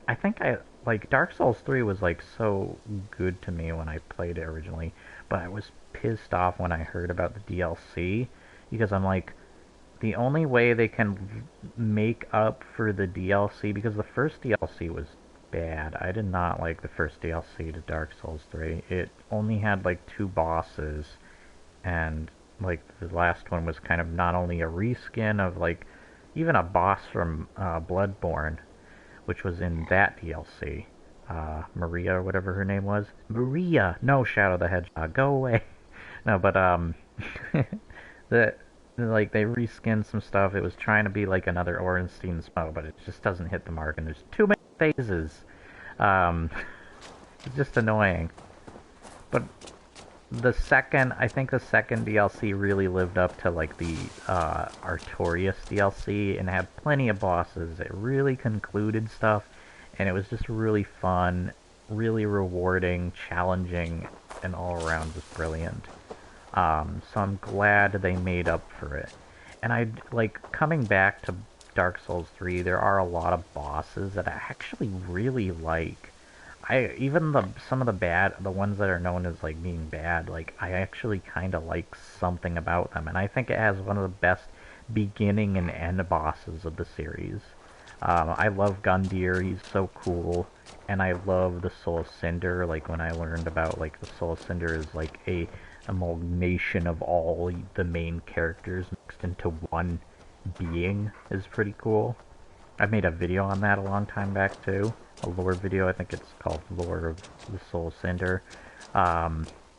And I wanted to get into the lore videos. I did not feel like I was very great at them, and there's too many YouTubers that do the same thing anyways, so I kind of stopped on that, and was like, I don't have an identity of my own with those, so I just did a couple. I felt the only one I felt like I was able to do and make kind of my own thing was the Maldron video, because I already have a Maldron kind of, like, set up for my channel, like a Maldron series. Because I just find that character so interesting as just a small part of the game. Oh, here's the person who has the different boats and stuff. Crafting's pretty great in this game, too. Like, I think the RPG mechanics are tempered down a bit, but they're still better than what the ridiculousness of Odyssey. I also feel like the climbing feels more like Assassin's Creed 1. There's a lot of things that feel like it's going back to the roots. It's not like Assassin's Creed 1, but you actually feel like this is a true Assassin's Creed game. It lives up to the name. You actually have hidden blades, you have assassins involved, and yes, there are assassins characters. There's even a cool shot that looks like the cinematic cutscene to the very first game, which is really cool. But, yeah, there's still enough for today that aren't the greatest. So I have a Draugr set for my ship. There's no ship battles, sadly, in this, and I want them to bring back multiplayer for Assassin's Creed. So that would be great. I love the multiplayer. But with these, it comes back to the Dark Souls games. 3, I really did enjoy 3. Bloodborne was amazing. Bloodborne is like so good, I almost say.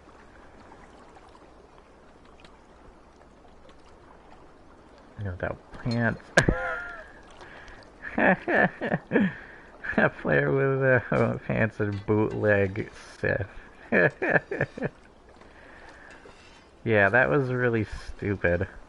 Yeah, and the other character was a rip-off of Maria. Like, not a rip-off, but it was reusing moves and assets from Maria's fight, which was stupid. But I loved the second DLC. One of the hardest bosses in the game. Even if you don't think it's a great boss, its presentation is cool, and it is still, like, fun to a degree. But I won't doubt you if you say it's the most annoying, stupid thing in the entire Earth. And then I love the final boss fight of that DLC is great. what was his name? Slave Knight Gale. He's pretty cool. Uh, he's he's a really fun boss. I'm fighting him right now, actually, in Dark Souls 3 on Xbox because I got it for the Xbox. I already completed it for my PS4 quite a while back. I think I showed that also on the channel, but once again, you'd have to search for it. I think I did make a playlist for it. My channel's gotten a little sloppy over time just because of just how things have been going. So I haven't been able to organize stuff like I used to. But there's still plenty of stuff that is organized to a great degree. Even if I don't think all of the videos are that great. I was thinking of doing a funny video, like reviewing my own channel. How much it sucks. But, when it comes to it, I loved... There's just, like, plenty of boss fights. It just really gave me the vibe of the Artorias DLC. It was all around great that they did that. And I thought the main campaign had some great bosses. Like, their side bosses are excellent. Like, the Nameless King was just incredible. I was pissed off at that boss originally. I made a video that I actually took that video down because I hated myself making that video.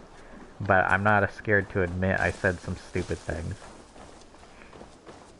I was just pissed. It was just me letting out my anger and being pissed off at that boss. So that's all you can take it as. It's not me dissing the game or anything. It was such a ridiculous boss. But I look back at it and I'm like, ah, that was a laugh and that was dumb of me. And I hated this. I love the boss more now than I used to. And I have more fun when I come back to it.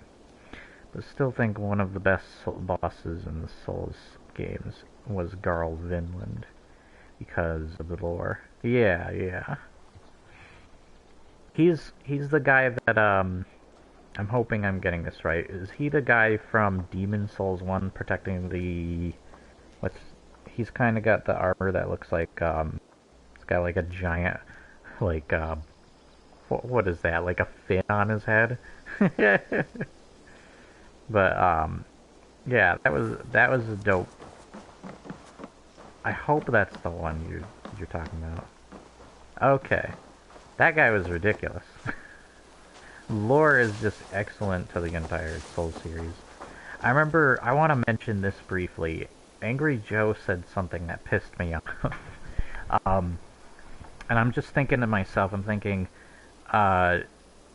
he said something like, we have to get into the Souls games because so many people talk about those games, so many people are into those games. Yeah. I love Angry Joe, actually. His stuff is great. He's great with reviews. But he does have dumb opinions here and there. So, not gonna doubt that. But one thing that pissed me off about them... I don't know if he hates them, he just... Because recently he said we have to get into them. I think it's more just because he doesn't like them because he's not good at them. Because he's a weirdo. Just joking. Casual player. But yeah, he said recently we have to get into the Souls game, and he's like, but aren't those games like the lore is hidden in the game? I think I like it when the story is like out in the front. I'm just like, no, it doesn't need to be Naughty Dog game with Dark Souls gameplay. It doesn't need the story right in the foreground. I mean, games like Silent Hill do that, where it's like, there's a bunch of lore and detail and atmosphere building and stuff to the world of Silent Hill, similar to Dark Souls, and you discover that on your own pace. But you can still get into the gameplay. It's still easy to an extent when it comes to the gameplay to get a grasp of. You don't need to have a story thrown at your face front and center. That's just annoying. But that, like, and I like that it has a story that's kind of buried and you have to look for it. It's because it's so different from most games we see that try too hard to be like God of War, the recent God of War, which that stuff is still fine. Even God of War has kind of Dark Souls-ish gameplay, but please just like no. You're going to limit if there's more people who think like that, you're going to limit how games tell their stories. And it's just really sad. There's so many games that tell their stories in artful ways, and then there's games that don't. So I was pissed about that when I heard him say that. I can't remember what video that was, but I think it was one of his news videos, and it was just so dumb. It get a replayable, yes, it does give it it gives it replay value. It's really cool when you get into the stories and lore, you get invested, and then you even want to go out and search for that stuff, like you want to find out more, you go to like Vadividya. Maybe I should recommend that to Angry Joe. Angry Joe, go watch the goddamn body. You can shut the hell up later. Play the game first, then go to Vadi. But yeah, there's just a lot of cool things. And then I would tell him replay the game again to like go on New Game Plus after he's watched every lore video there is. No, that's alright. Everybody has their spelling errors. Like everybody's gonna have grammar. And it's mostly because like on my screen, since it has so little room for the messages to come in, it's gonna kind of take parts of words and put them under the others. Like playable here, I can see PLAYABL and then the E's put under that for the start of the next sentence. So I'm gonna have little things like that, but that's fine. I can still read it fine. And I've done my own grammar before. Like I'm not gonna doubt that. And I have friends who have done it to me as well. And sometimes I nitpick or make fun of it just to be silly and mean to them or troll them. No, I'm just kidding, but like I troll them at least. But yeah, it's like the Dark Souls series has come up there as one of my favorite series of all times. I remember when I got into a Souls game, I had a couple of friends like, you should check out these games. We'll help you out play them, and you can also learn on your own at your own pace. And like, I had anger issues with the games, thanks to the games, but as I went on with the games, I really stuck to them. I stuck to my guns, so to say. I really got into them, and then I started looking up videos on the lore and story and reading some of the item descriptions, and I was really invested in the stuff to the point that, like I said, I made some of my own lore videos, but didn't feel like they had a identity of their own, that they really stood out. So I kind of stopped with that. I even made cosplay videos at one point, which I thought was cool, but I also didn't feel like that had an identity of its own, so I stopped that too. But I'm actually playing Dark Souls 2 for this channel. I'm sorry that I'm just standing around, by the way. I don't know how to find out. I've been trying to find out how to get to Norway. So I might stop the video in just a little bit. But my impressions of Assassin's Creed is great. So you just need to know that. So far. But I'm pretty sure, like, it's going to feel like it's a 7 out of 10 kind of game. That's how it feels. So because there are some really annoying stuff with it, but it is a very immersive experience. And I love how, like, so getting back to Dark Souls, it's just very immersive, atmospheric series that you need to take in.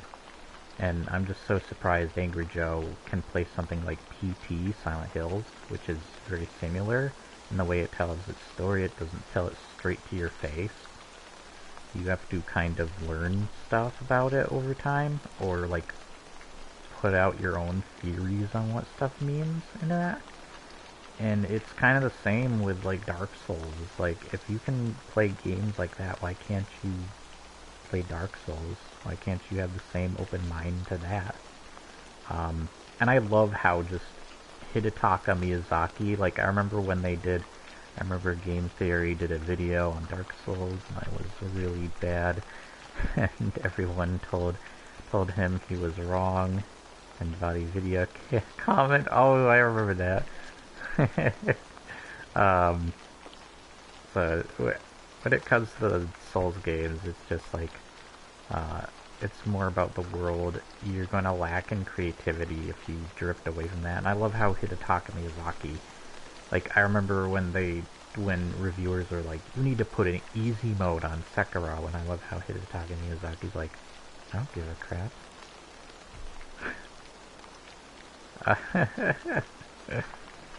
Deleted his comment. That's dumb. Again, Game Theory. Dumb. But, yeah, it's like, I love how he's like, this is my creative perspective. This is what I want to do with a game. I want challenging games to exist, and I want to be the one there to make them. And I hope Elden Ring comes out.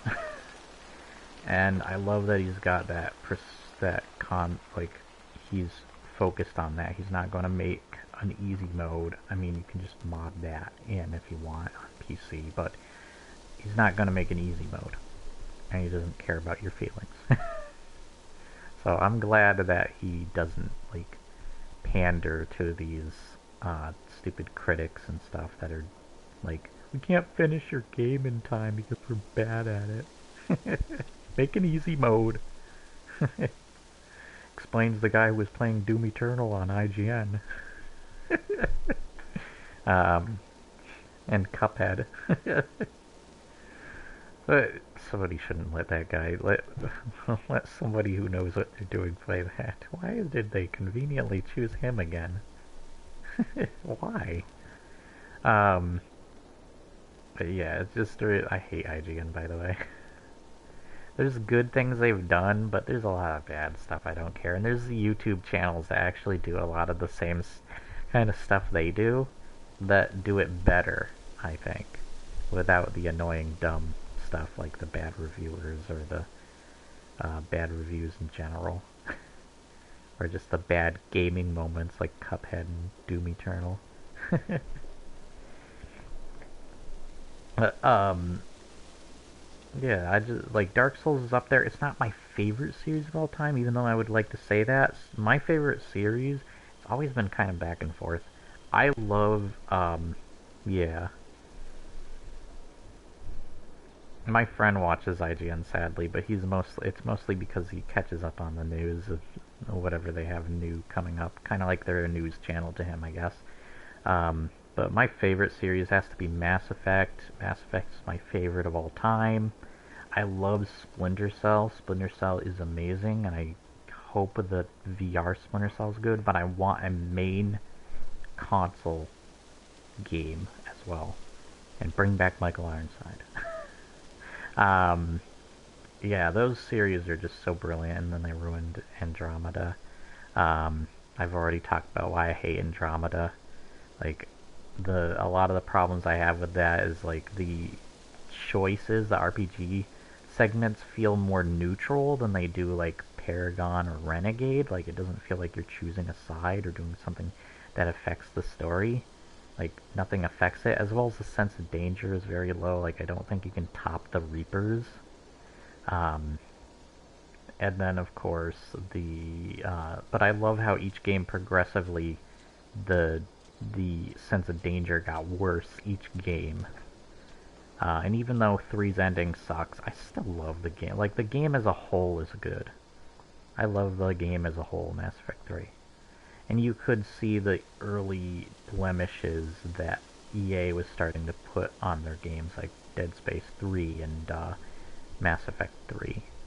But it was very early state that they were doing it, and it wasn't as bad as it was now, or recently, I should say, with like Battlefront 2 and such. But yeah, I love those series. I love how deep they get with the characters. They also have great lore, even though you still have like a story in the forefront. And I just love their gameplay, their mechanics, how memorable their characters and worlds are. Just so cool. And I get immersed every time. And there's just like really defining features about them that have helped games nowadays to the extent they are. And I can't wait to play the collection for the channel when that comes out of the Mass Effect series. That'll be awesome, the remastered collection. And they said Mass Effect 4, which I'm scared, and I'm wondering, wait, wasn't Andromeda 4? Wouldn't this be 5 or something? Maybe they're trying to retcon the entirety of Andromeda? As well as the characters to Andromeda were just not very memorable, and it's super glitchy a game. Like, enemies would be T-posing, you'd fall through the earth, kind of stuff. Bad textures, all that kind of stuff. Clipping through stuff, whatever it was. I had something where I'm glad the save points were good in Mass Effect Andromeda, because I had one part where I thought my save got corrupted, or like I couldn't progress forward with my game. But the good thing was I was able to use a earlier save to avoid what happened and get rid of that previous save or whatever, and it wasn't too far back. So it's got a good autosave system, but that's all I can say that's good about it. Other than maybe a couple of characters. I thought Vetra was pretty cool, but she's just a female version of Garrus, basically. But yeah, it's just like, those are probably my favorite game series of all time, and I can't wait for the collection of Mass Effect. That's definitely going on this channel. If it's on PS4 and Xbox One, it's definitely going on this channel. I'm not missing that at all. And the games I'm looking forward to, I can't wait for Cyberpunk. Everyone's hyped for Cyberpunk. It's coming out the 10th of next month. And I was actually talking to my friend, since they kept pushing back the game, I'm hoping nothing bad happens to this game. But it looks like it's going to be amazing. From the recent trailers they showed. And Keanu Reeves, as always, is great. Also reminds me of a guy called Azda Rava. Sorry, it's like cut off for me again.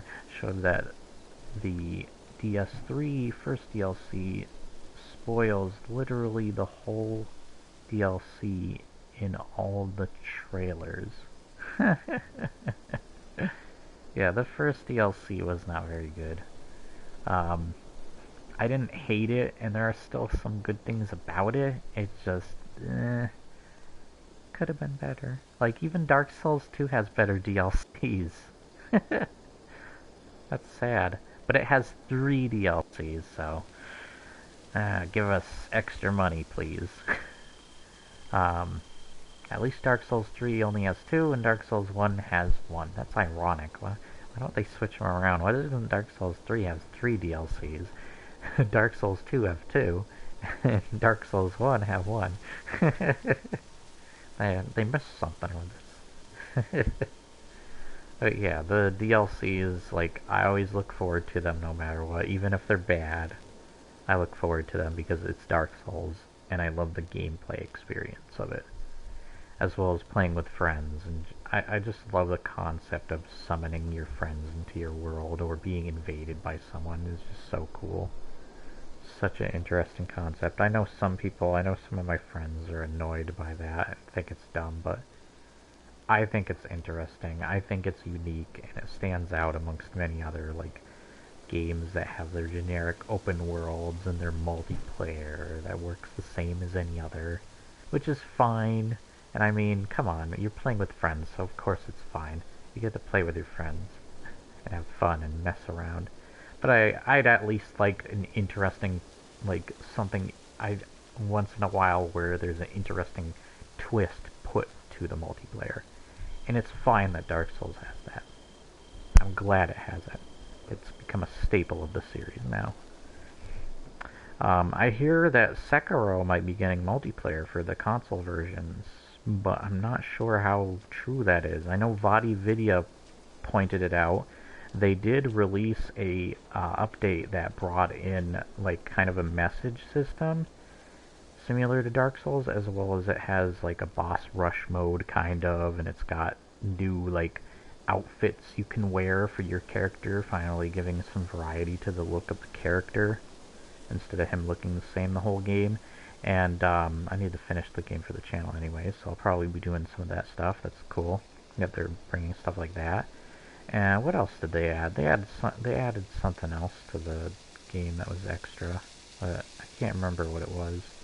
But yeah, they got to adding some stuff, and they added, they said, or at least Vidya brought it out, that they might be bringing multiplayer, like co-op, and I'm not sure if invasions, I mean, that would be cool. It would be cool seeing you and your friend, like, hooking everywhere. That would be dope. And fighting these ridiculously awesome boss battles. And I wonder how the summoning is going to work. Like, are they going to give you an item? Do you have to find the item? Where do you have to find it? How far into the game do you have to be to get it? Like, what do you have to do? Hopefully it's early on. That would be great. And I do think that Sekiro is probably the most challenging of the Souls-likes for me, because Sekiro is like the opposite of Bloodborne. Bloodborne's more aggressive with its gameplay because it's got that mechanic of if you lose some of your health, you can rush back in, do a couple hits, and get some of your health back. So it kind of teaches you to be more aggressive in some of its mechanics, as well as the use of like your trick weapons and such that I love. Where Sekiro is more about like parrying and stuff, the timing of it, and getting that guy's parry bar or whatever, to go all the way to orange, dark orange or red, and then use an execution move on him. But you're more defensive in your gameplay style, but there's like so much that it almost like throws me off at times that you have to do. Oh, here's an attack that you have to jump over, or you have to leap on his head to like stun him for a bit so you can get a couple hits in, or you have to dodge backwards from a certain attack, or you have to whatever, grapple hook somewhere, or there's just a lot of things going on in the combat that kind of make it all over the place ridiculous. And of course, back to the parrying and timing it at just the right points, as well as watching your own meter to make sure you don't run out of their unlimited stamina. Unlimited stamina! No, but, yeah, the Dark Souls series is brilliant. Sekiro is brilliant. I love it. Can't wait to complete it for the channel. And like I was getting at with the steampunk thing I was saying earlier, I love how, like, the previous year was all, like, these Japanese-inspired, feudal Japan settings or whatever. With, like, Ghost of Tsushima, we had Sekiro, we had, I love saying Sekiro. We had, oh, what was that? We had another, oh, Neo 2 was a thing. I've talked about Neo before. I love the Neo games, and they're definitely like 8s out of 10s, but there's just something about them that irks me, that they're just not as good as the Souls games, that there's something about them that doesn't touch the mastery of the Souls games. And sometimes I can't even get my finger on it, but there are other times where I do point out some of the flaws, and I've talked about it in my Neo playthrough. More later on in the playthrough than early, but yeah, it's just like, it's hard to pinpoint like what I mean with that series. But yeah, whenever there's a Souls-like, I always look forward to it, even if it's terrible, whatever. It's terrible, get rid of it, throw in the garbage. I'm glad we had stuff like Remnant from Ashes, I'm still playing that. I'm glad the Surge 2 is a thing, because it's funny because the Surge 2 is like a good sequel to the Surge 1, because the Surge 1, I was kind of just mixed on that game. I was like, I don't know how to feel about this game. It's got a lot of problems, and the fact that it's a game for $60 with only 5 boss battles, technically, in the whole thing, is just kind of, I feel like I'm getting a DLC from a Dark Souls game.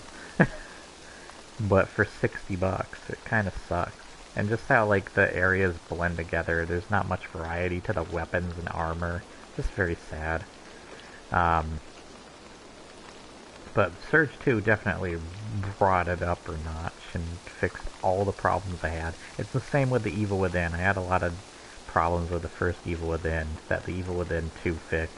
And I'm like, yay, it's a good sequel, but it took a sequel to make it better. You should have made the game better by the first one. What happened, Shinji Mikami? What happened to your supposed mastermind of the Resident Evil games up to 4 and I don't know, like Vanquish and the Shadows of the Dam count? But yeah, I'm glad sequels like that exist. They are great. It is kind of sad though that maybe people will overlook them because of the first game. But I definitely recommend the second of both of those series. I've just been standing here the whole time. I bet people are gonna love this footage. It just gives me, like, I sometimes have a hard time with talking and playing, but that's what you become a YouTube commentator for. So I don't know. I'm just my problem that I have. I can't deal with it. Yeah. But yeah, I pretty much got to talk about what I wanted to say anyways, and I'm just kind of chatting away now. But I guess yeah, that's all. That's all, folks. That's all, folks. We'll see. Like, I want to do more videos for the future, more voice videos. Speaking of which, doing a voice like that, and because I always think it's funny to have the interaction, think of the interactions if they were to play a game. I did a couple Beavis and Butthead videos, where Beavis and Butthead commentate on some games while playing some video games. I think I have a Resident Evil 2 remake one, and then I did like Optimus Prime and Megatron, what if they were to commentate on the game? Stuff like that. And I love doing that kind of stuff because it lets me show what I can do with my voice in those terms, and I enjoy it deeply because it's just really fun. I do have to improv a lot of stuff, of course, but I kind of have to, I get into the flow of things at times with that stuff, so it kind of helps. So hopefully we'll have more stuff like that for this channel. And I want to be more regular on YouTube, definitely. I've just had a lot of stuff going on recently that have kind of, like, if you haven't seen me as often, it's probably because I'm busy and I've got all this other crazy stuff to deal with. I'm also completing games. Like, you see that I have, like, practically 7 playthroughs that I have to get through on this channel now that I've established. And I'm trying to set up reviews like this one and such that I can do, and I'm just thinking I should just improvise it for a stream. It should be fine. People can choose if they want to watch how much of it they do, and I know this is 2 hours in already, but the review really wasn't that long, so hopefully they realize that, if anybody watches this. So yeah, but I have fun always making my videos. I'm not going anywhere. I hope to make more in the future. I'm going to do more read-alongs for the channel because apparently read-alongs on my channel is apparently one of the most popular things on my channel. I mean, my very first Dragons of Del Toro, Del Toro? Not Del Toro, I want to think of Guillermo Del Toro. I'm just messing up my words too, see? You're not the only one. But it's just like, I haven't been able to get that book. I even lost it at one point where it was like, oh crap, where'd that book go?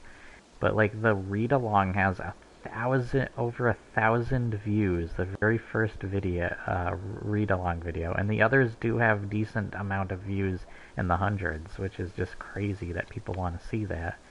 But I'm not saying it's a bad thing to see. It's just, am I good at a read-along is the thing. How do I approach it? Am I good at approaching it? Are they entertained enough? with my voice, and now I'm doing stuff where I have video games as the background and use for the atmosphere and sound design so that I can read a book and have that on at the same time for the backdrop. So so I'm planning on doing a bunch of books. I want to do some of my favorites, and I want to do some other ones more related to some of the video games I play. Like I have Tom Clancy's Splinter Cell, I have a Resident Evil book, I have a Mass Effect book, and that I want to start. I have the entire Splinter Cell series book, so I'm hoping to do that entire series. I need to continue Dragon's Nest, which I definitely will. It's just taken forever. It just seems like, I guess to some people who watch the channel, they probably look at me like, this guy never finishes anything. Mostly because I either set up too much stuff for myself in the first place, because I'm so excited to do so, or I have something going on in real life that prevents me from doing as much as I want. But that doesn't mean I'm going to be gone entirely. It's just maybe I'll be gone for a while, for a bit. But you can still get in contact. I'm hoping I want to do Discord with people. Like, set up Discord. I have a Discord channel. It's kind of more established with me and my friends now than it is with, like, other people, sadly. But if people want to get involved in that, let me know. I can even send you my own name, see what we can do. My own, like, tag on Discord, and see what we can do with that. But, yeah, it's just hard setting up stuff on a more communicative way with some people. But that would be great for the channel if we had something like that. It's just been hard. I hate Twitter. I don't want to do Facebook. I don't even know how relevant Facebook is right now. I don't keep up on that stuff. Once again, I'm not into this big social media stuff. If anything, Discord's the biggest I do. But yeah, or text through my phone to my friends or someone I need to call, or maybe I want to order pizza or something. But yeah, that's basically it there. And of course, one of the last books I really want to read for the channel that I think is my personal favorite book of all time has got to be a book by Morgan Llewellyn called Red Branch. I love this book, and I'm hoping in the future I can do more on ElfQuest, but I want to do that as like a well-edited, solid video where I'm using my Elgato, so I would have to wait till then, because I do want to dig into the ElfQuest series, because that's what my channel is named after, that's what I'm named after, and you can tell with like just the image alone on my channel too, so this is great. So hopefully we can get this stuff, I can finish these series, get them over and done with. I'm thinking what I should do with stuff like Ghost of Tsushima. Should I complete the story? Should I leave it open for people to play it for themselves? And then, like, my only other videos of Ghost of Tsushima is me fooling around and having fun and showing, like, the open world environments rather than the story and spoiling it. Same with a couple others. And I'm wondering, since I have Miles Morales, how I'm going to approach that, because I'm pretty sure it has copyrighted music, and I hate whenever there's something copyrighted involved. So I'm wondering how I'm going to approach that. I might have to just turn off the music altogether, which would suck, because it would ruin part of the immersion of the series. So we'll see what happens. I have it downloaded right now. I want to get back to Death Stranding, by the way, too. Surprisingly, yes, I want to get back to that game. I actually enjoyed Death Stranding, and it's probably got my favorite made review on this entire channel. It's one of my favorite reviews I did, because I felt like I finally did a game review that is good, that I felt like I put a lot of work and effort into. Because a lot of my other game reviews I don't feel satisfied with, or just is something about them. Like my ukulele review is probably my worst in my opinion. Even my like talk of Red Dead Redemption 2 and Zelda stuff, like I feel like I didn't do enough for them.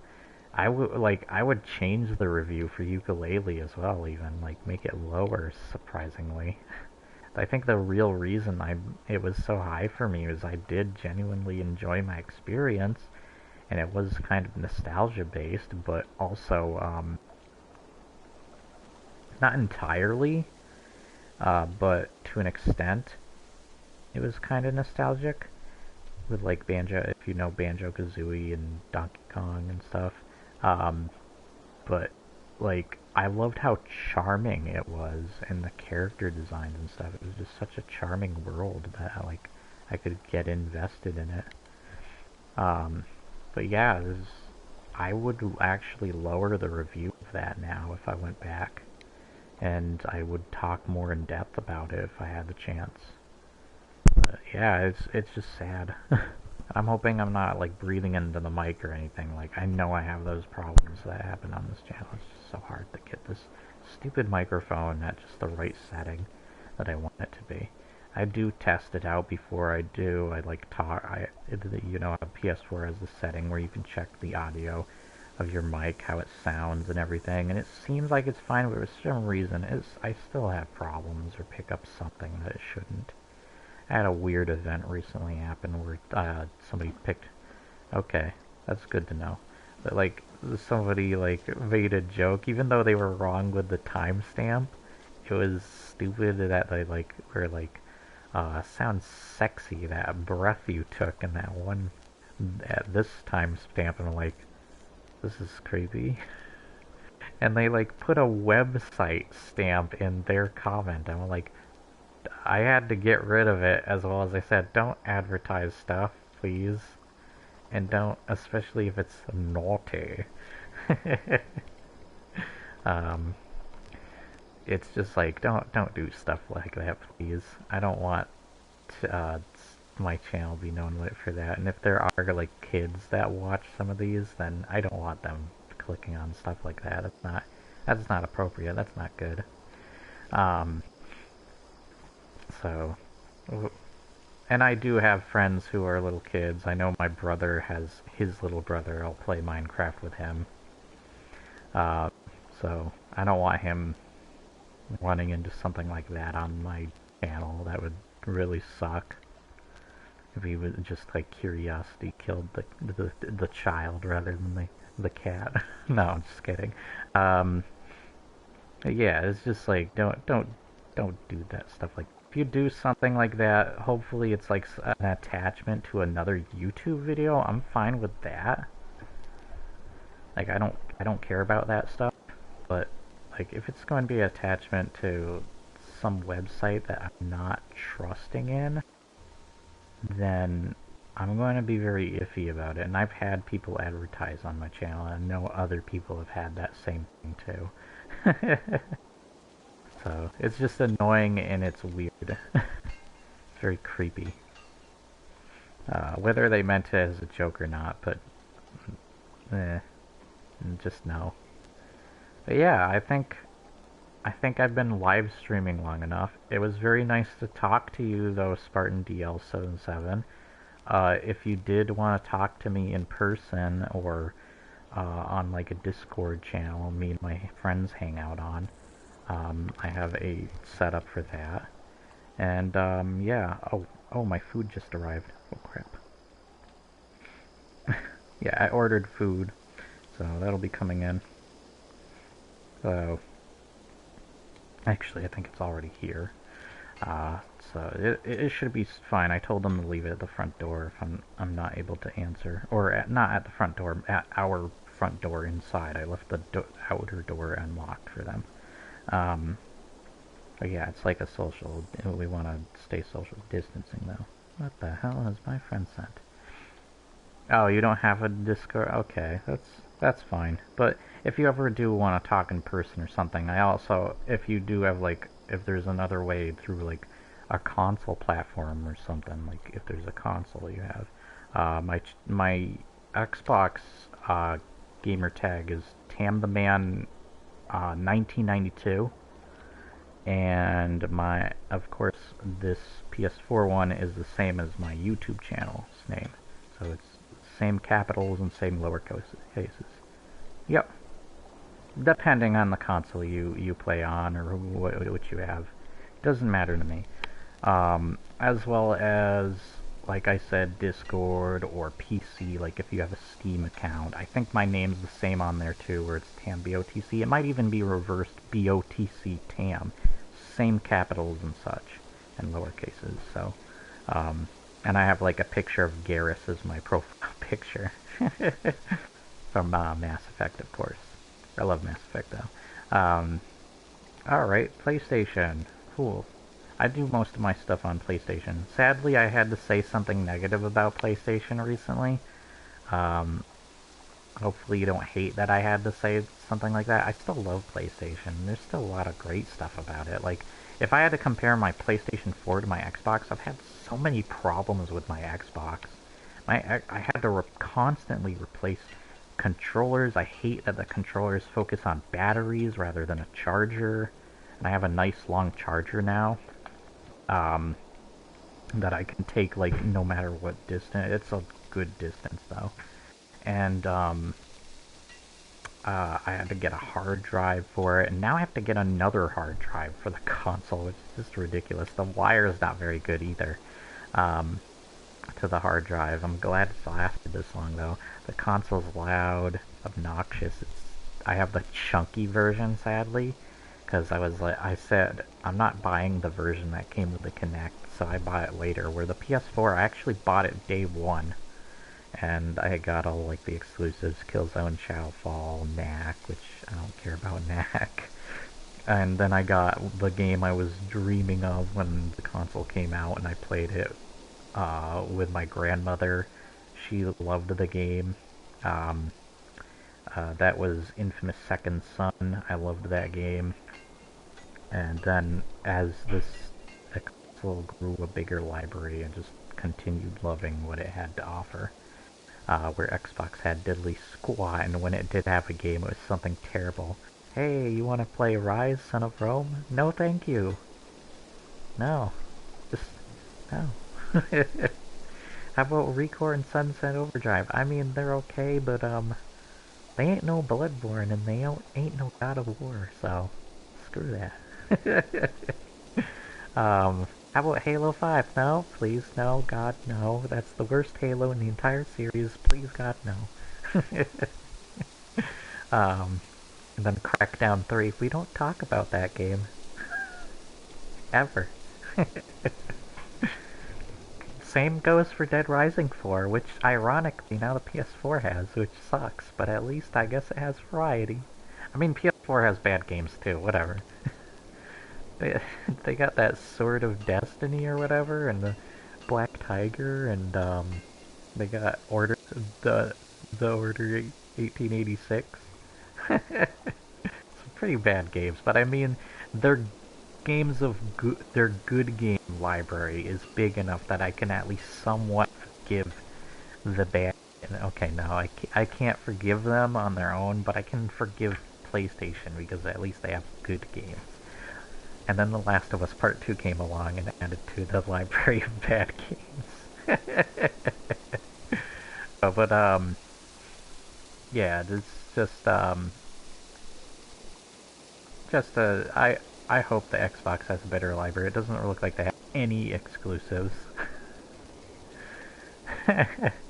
But the only thing I talked about with PlayStation was I mentioned how I hate their censorship rules. Doesn't make any sense why people have to be punished for bad parenting. Basically, if that is the reason they do it. And I also complained for some reason on, like, mobile devices and such, they got rid of a bunch of older PlayStation Classic games and stuff on their store and focused on the modern stuff, and I was so mad about that, and I'm hoping they didn't do that to the console versions like PS3 and PS4. That would be so dumb. They need to make a Game Pass Ultimate variant of their own where they combine PS Now. Make PS Now better where it's not like a streaming service or whatever, and then combine it with PS Plus, like the cheaper version. Make it the same price as like Xboxes, maybe even up the competition, make it cheaper. If they want to go that route. I mean, it is their decisions, but I do think they're making some pretty dumb decisions as of recently. Other than like, I mean, the PS5 does look awesome, and other than it looks like a giant router. No, Um, but I do think there's a lot of good that can come of it, especially seeing a lot of the exclusives they have. But right now, there's not a big reason I want to buy the PS5 or Xbox Series X right now.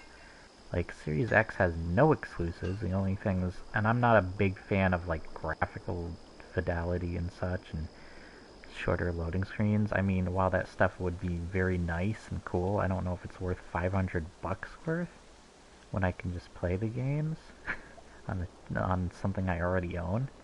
I mean, they already have a bunch of the games already here, like Sackboy and Miles Morales is here. A lot of their better games aren't coming until later, and Demon Souls basically is just like a better looking version of what I've already experienced, so I can at least wait on that.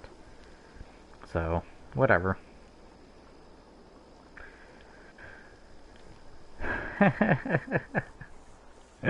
Samuel Hayden, no. His head, he's been decapitated and turned into a PS5. That's alright.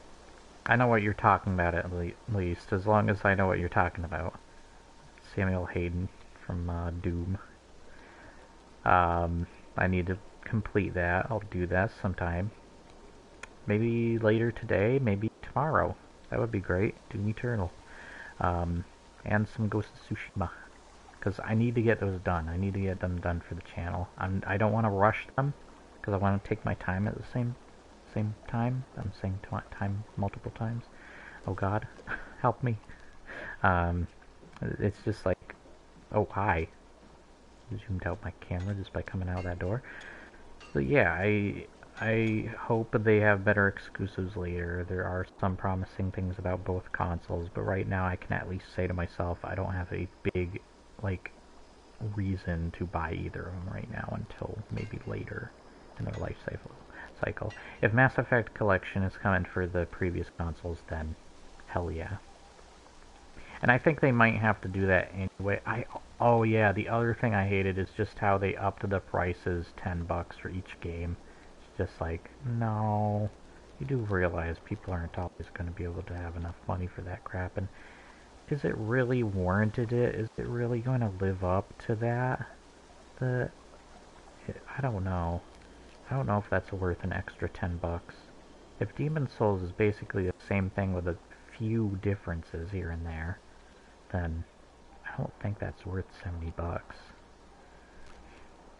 I don't even think games should be worth 60.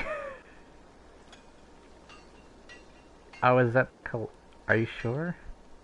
There's a collector's version though. I know there's like a collector's edition or a deluxe edition. Oh, okay. Yeah, and they had pre-order bonuses for it, and I'm just like, why would you do that to a Souls game? The only Dark Souls game that did that was Dark Souls 2, and we all know how that is looked at in the Souls community. It's not a bad game, but once again, Souls fans liked it the least. Yeah, I thought so. That's just dumb. Did you know that Sekiro had a collector's edition that was only $80 and it came with a statue of the main character and a couple other cool items? Yeah. You can see that From Software is actually cool. When they want to be. I have their collector's edition of Dark Souls 2 and 3, and those were like, what were they, 120 or something when I got them? I can't remember, but I have those, and I love them. I never got the deluxe version of the first game though, but I was like, I'm fine with what I have now. And I want to get a amiibo of sticking, oh man. Why does his name jump in my head? He's like one of the most famous characters in all of Dark Souls. I know he's of Astora. Crap. I know Sigurd, the Siegmeyer, there of Katarina. Why did I forget his name? I look it up a lot too. And Sunlight Blade is named after him too. Well, it's named after the ability, the Faith spell or whatever.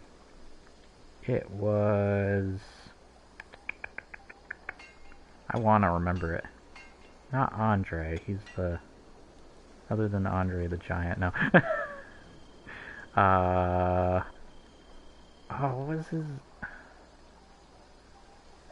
Amiibo... I'm looking it up right now. Dark Souls...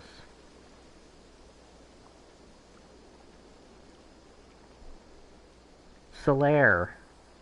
I'm glad I remembered it before it actually popped up. Okay, yeah, Solaire. Solaire Amiibo. Here's what I was gonna say though. Freaking expensive. Because people are like eBay versions and Amazon, they're like so expensive right now. Ooh, they have Monster Hunter Amiibos? Are you serious? Holy crap. Are those real? Hold on, are those real? GameStop, they're real. That's cool. I can't wait for that.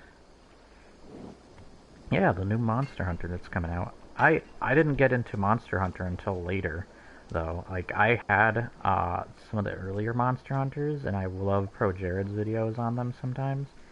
But, I didn't get into Monster Hunter until, like, Monster Hunter World really got me invested. Like, I have Monster Hunter Ultimate 3 for my Wii U, and yes, I have the Wii U. I keep most of my older consoles around with me. I have a collection of all of them. I don't have every console in the world, but I like to have a lot of the ones that were really important to me. I have NES, SNES, the N64, I have PS3, PS1, PS2, I have the Xbox original, Xbox 360. I used to have a Gears version of the Xbox 360, but I lost. My brother has it now. Technically, I lost it.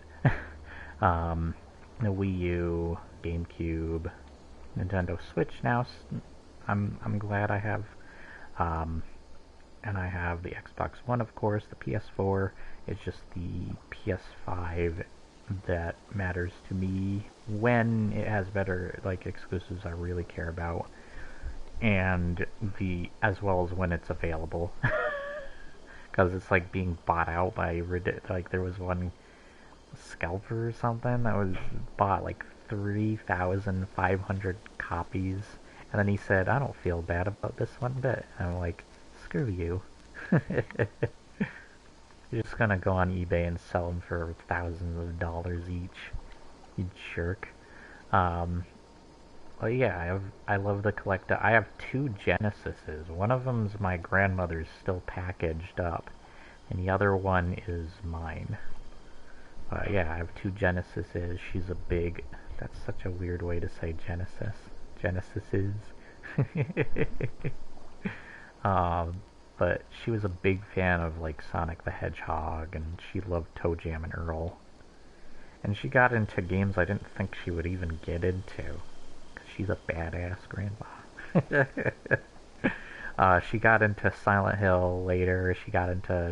She loves the... I made a video on this. She loves the first Last of Us game. She was so invested that, like, the saddest, like, part... She passed away before the second game came out. And I think of that game as an insult to her memory. But, I was talking about something where I brought up in my Let's Play of Last of Us, where I said, I actually never completed the ending of the game, after she passed for quite a while. I held off on beating the game because she never got to see it all the way through. And there was one day I just finally said to myself, I'm going to do what she wanted, who would have wanted me to do. It was the same with some other situations too. Keep to my promises and wishes that she would have had and see it through. And I finally did. I thought of what she would have probably thought of these games. And yeah, there were a lot of things like that recently. Like, she would have been happy to see that Sonic the Hedgehog got a movie and it was successful. She would have been happy about a lot of things that came out recently. It was just so ironic that so many things that she was so big into got their own like movies or sequels and such. And then she'd be mad at others like Last of Us 2. But yeah, she loved the characters of that world. She loved the world itself. She would have hated to see Joel die off so quickly, and that would be just so sad seeing her devastated by that. So, but whatever. I'm glad she didn't see it. It's for the better that she didn't. I'm glad I'm not around. See you later, sucker.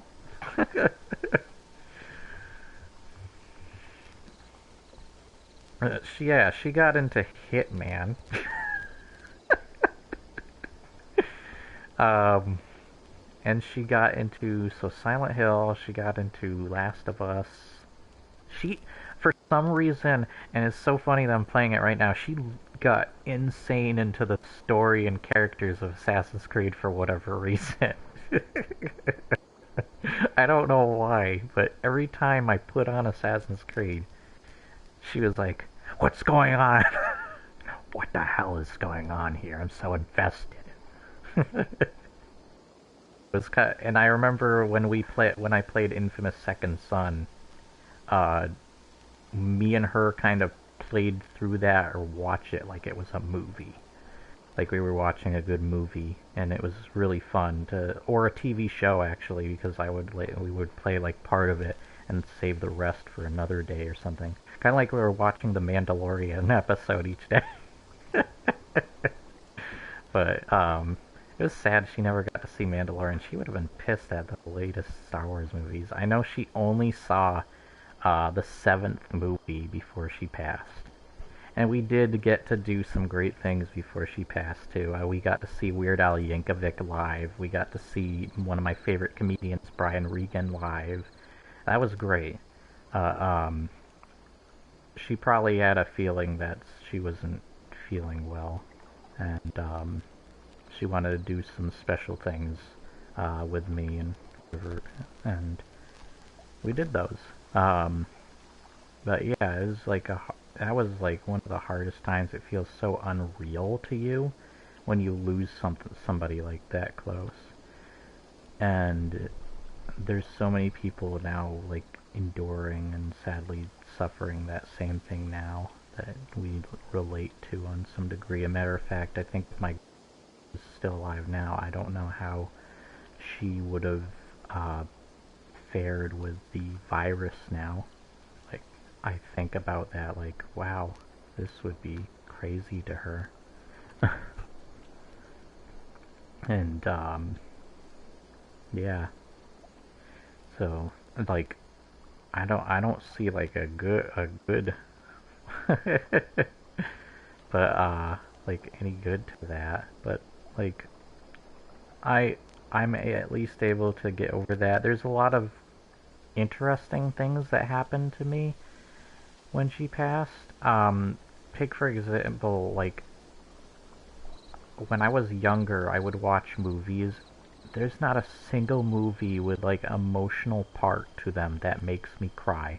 There's not once in a movie that has ever made me cry. Even like E.T., where I know my grandfather cried in that movie, but I never did because I'm a cold-hearted bastard.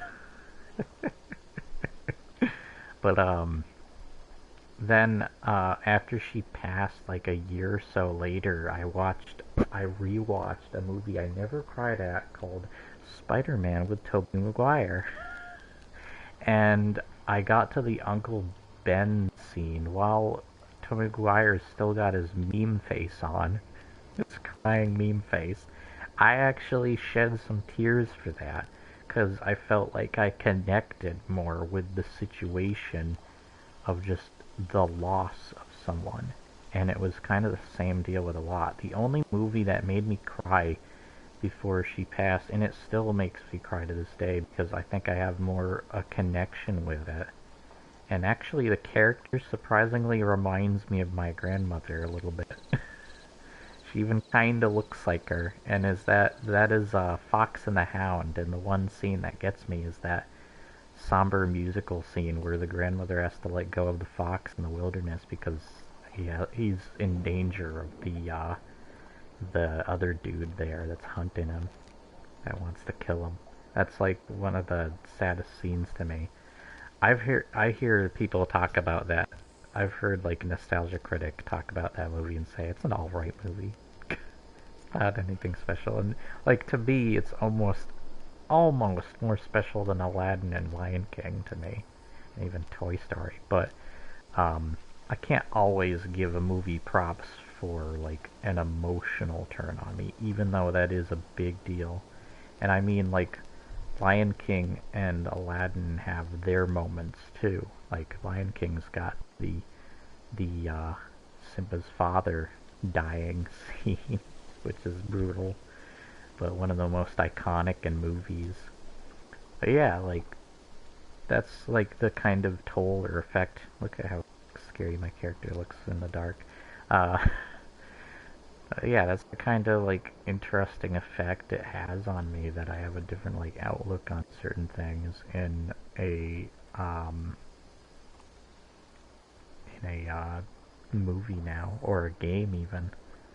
I'm trying to think like I think the only games I got emotional during was Mass Effect.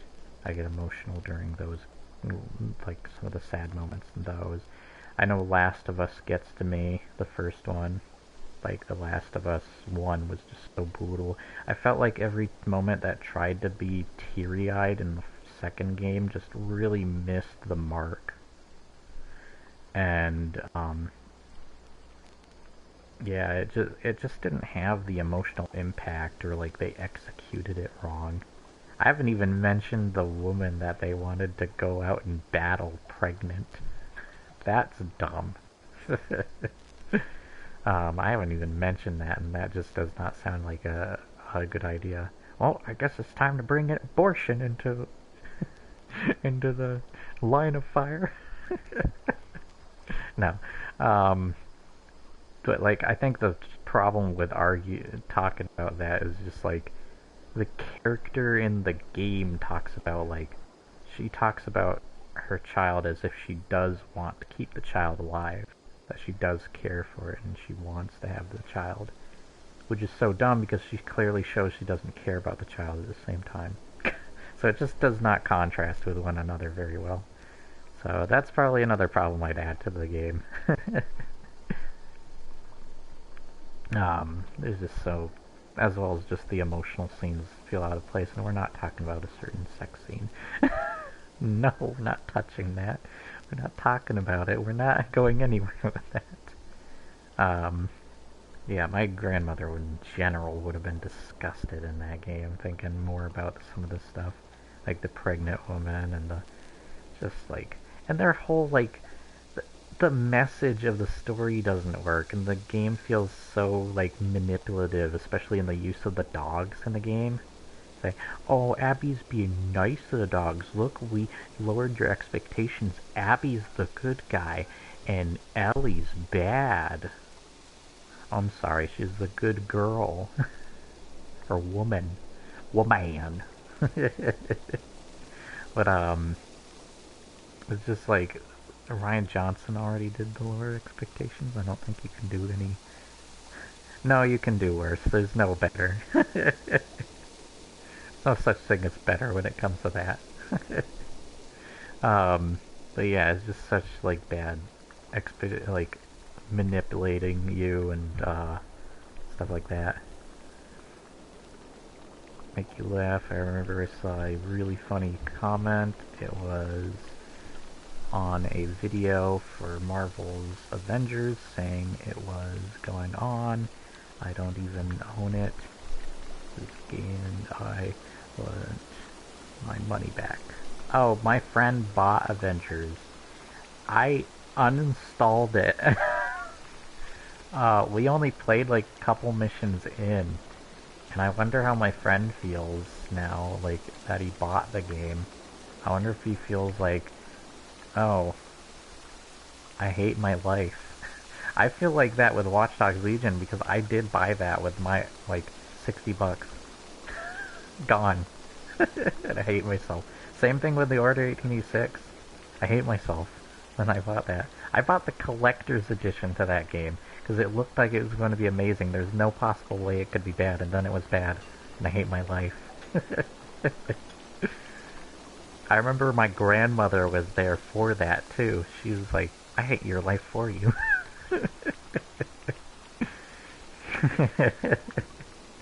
I hate my life for hearing you complain about it. Hating your life. But, yeah, you just kind of, like, you don't know what to think sometimes. Like, Watch Dogs Legion looked like it was going to be promising with its new mechanics. And I love Ubisoft. Ubisoft is pretty good with their community, and they do a good job at, like, giving, like, review copies and being very generous to different YouTubers and stuff, but sometimes they just screw up so bad. Um, and you just don't know when you're gonna get that awful game from them. But they have some of the most iconic and great series, ironically, because they don't even know how to use the word iconic when they started calling Aiden Pierce iconic in the first Watch Dogs, even though it hadn't come out yet. His an iconic baseball cap. They started calling Arno from Assassin's Creed Unity, which we know how that game turned out. His pocket watch was iconic before the game came out. They called it iconic, and it was like, you don't know how to use that word, do you? But they do have, like, iconic series from Prince of Persia. Assassin's Creed has cemented itself as iconic with Altair, Ezio, the Hidden Blade, and stuff. They have Rayman, they have the Tom Clancy series like Splinter Cell, Rainbow Six, all that stuff, Ghost Recon, you name it. So they have really great series under, and there are games I'm really looking forward to from them still. Like, when is Skull and Bones coming out? When is Beyond Good and Evil 2 coming out? And I do like the concept of a VR Splinter Cell, even though I want a main console-like title that isn't focused on VR, because who the hell's gonna buy a really expensive VR set unless they're a YouTuber or have a lot of money? Like, especially now when it's like, oh, now we have to buy a PS5 or an Xbox One Series, or Xbox Series X or whatever. Great. Yep. Guess I'm going to be, empty in the bank. I'm dead. I'm dead inside, I should say. My wallet is empty, and I died inside. But, yeah, hopefully some of this stuff from them is pretty good. That's alright. That's alright. 13%. I have mine charging right now, but I'm going to be finishing this video anyways. It was just nice to chat with you, and just to talk in general. And now this stuff is on YouTube forever, so now people know my opinions forever on certain things. But Ubisoft I will say Ubisoft's one of my favorite companies of all time. It's kind of different now, kind of, because there has been a lot of stuff from them that's either repetitive, nonsensical, even though a lot of companies make repetitive, nonsensical games sometimes, so it's not like it's an uncommon thing. But once again, you get those hidden gems like from CD Projekt Red, or you get a great PlayStation exclusive or something. Or something from Software, it's like, yeah, those are brilliant. And then you get stuff like Anthem and you want to die inside. Again. But yeah, you just hope that they do a good job. And I do think Division 2 is like the same situation as I said with Evil Within, where like I think the sequel does try to be better for the benefit of good than bad than like the first one. The first game was just so generic to me. So hopefully they do a better job with some of their games in the future. Hopefully they learn some lessons from these. Maybe the next Assassin's Creed will be better. Crossing my fingers. Hope to die. Yeah. I'd cross my heart actually. Hope to die. But I'm going to be crossing my fingers behind my back at the same time. Actually, no, they are. Because they're lying to us. But I'll see you later, Spartan. And you might as well go play Assassin's Creed Odyssey because it's ironic that you're a Spartan. Ha ha ha. No, I'm just kidding. I would think you'd play Halo. It's because you're called Spartan DL77. But I don't know. Do you play Halo? Maybe you played on the older consoles and that's why. And you were like, screw Xbox One, I'm getting PS4. Or maybe it's a situation similar to me where it's like, maybe you have more friends on one console than you do the other. And that's kind of the one you draws to you. See ya. Alright. And everybody else who sees this video as you're going, I'll just leave this ending here. Please remember to like, share, and subscribe. Oh, okay. You grew up with Halo. Great. I did too. I love Halo. Until 4 and 5 came along, and then I wanted to die. But like, share, and subscribe. Leave your comments below, and when you do subscribe, hit the little bell for notifications to keep up to date with the latest content, or the latest videos. So I'll see you guys later. Bye! And I'll do more Assassin's Creed videos for the future, ones that I'm actually doing stuff in. I'm sorry I'm standing here most of the time. So, see ya. And let's cut off the stream. I hate that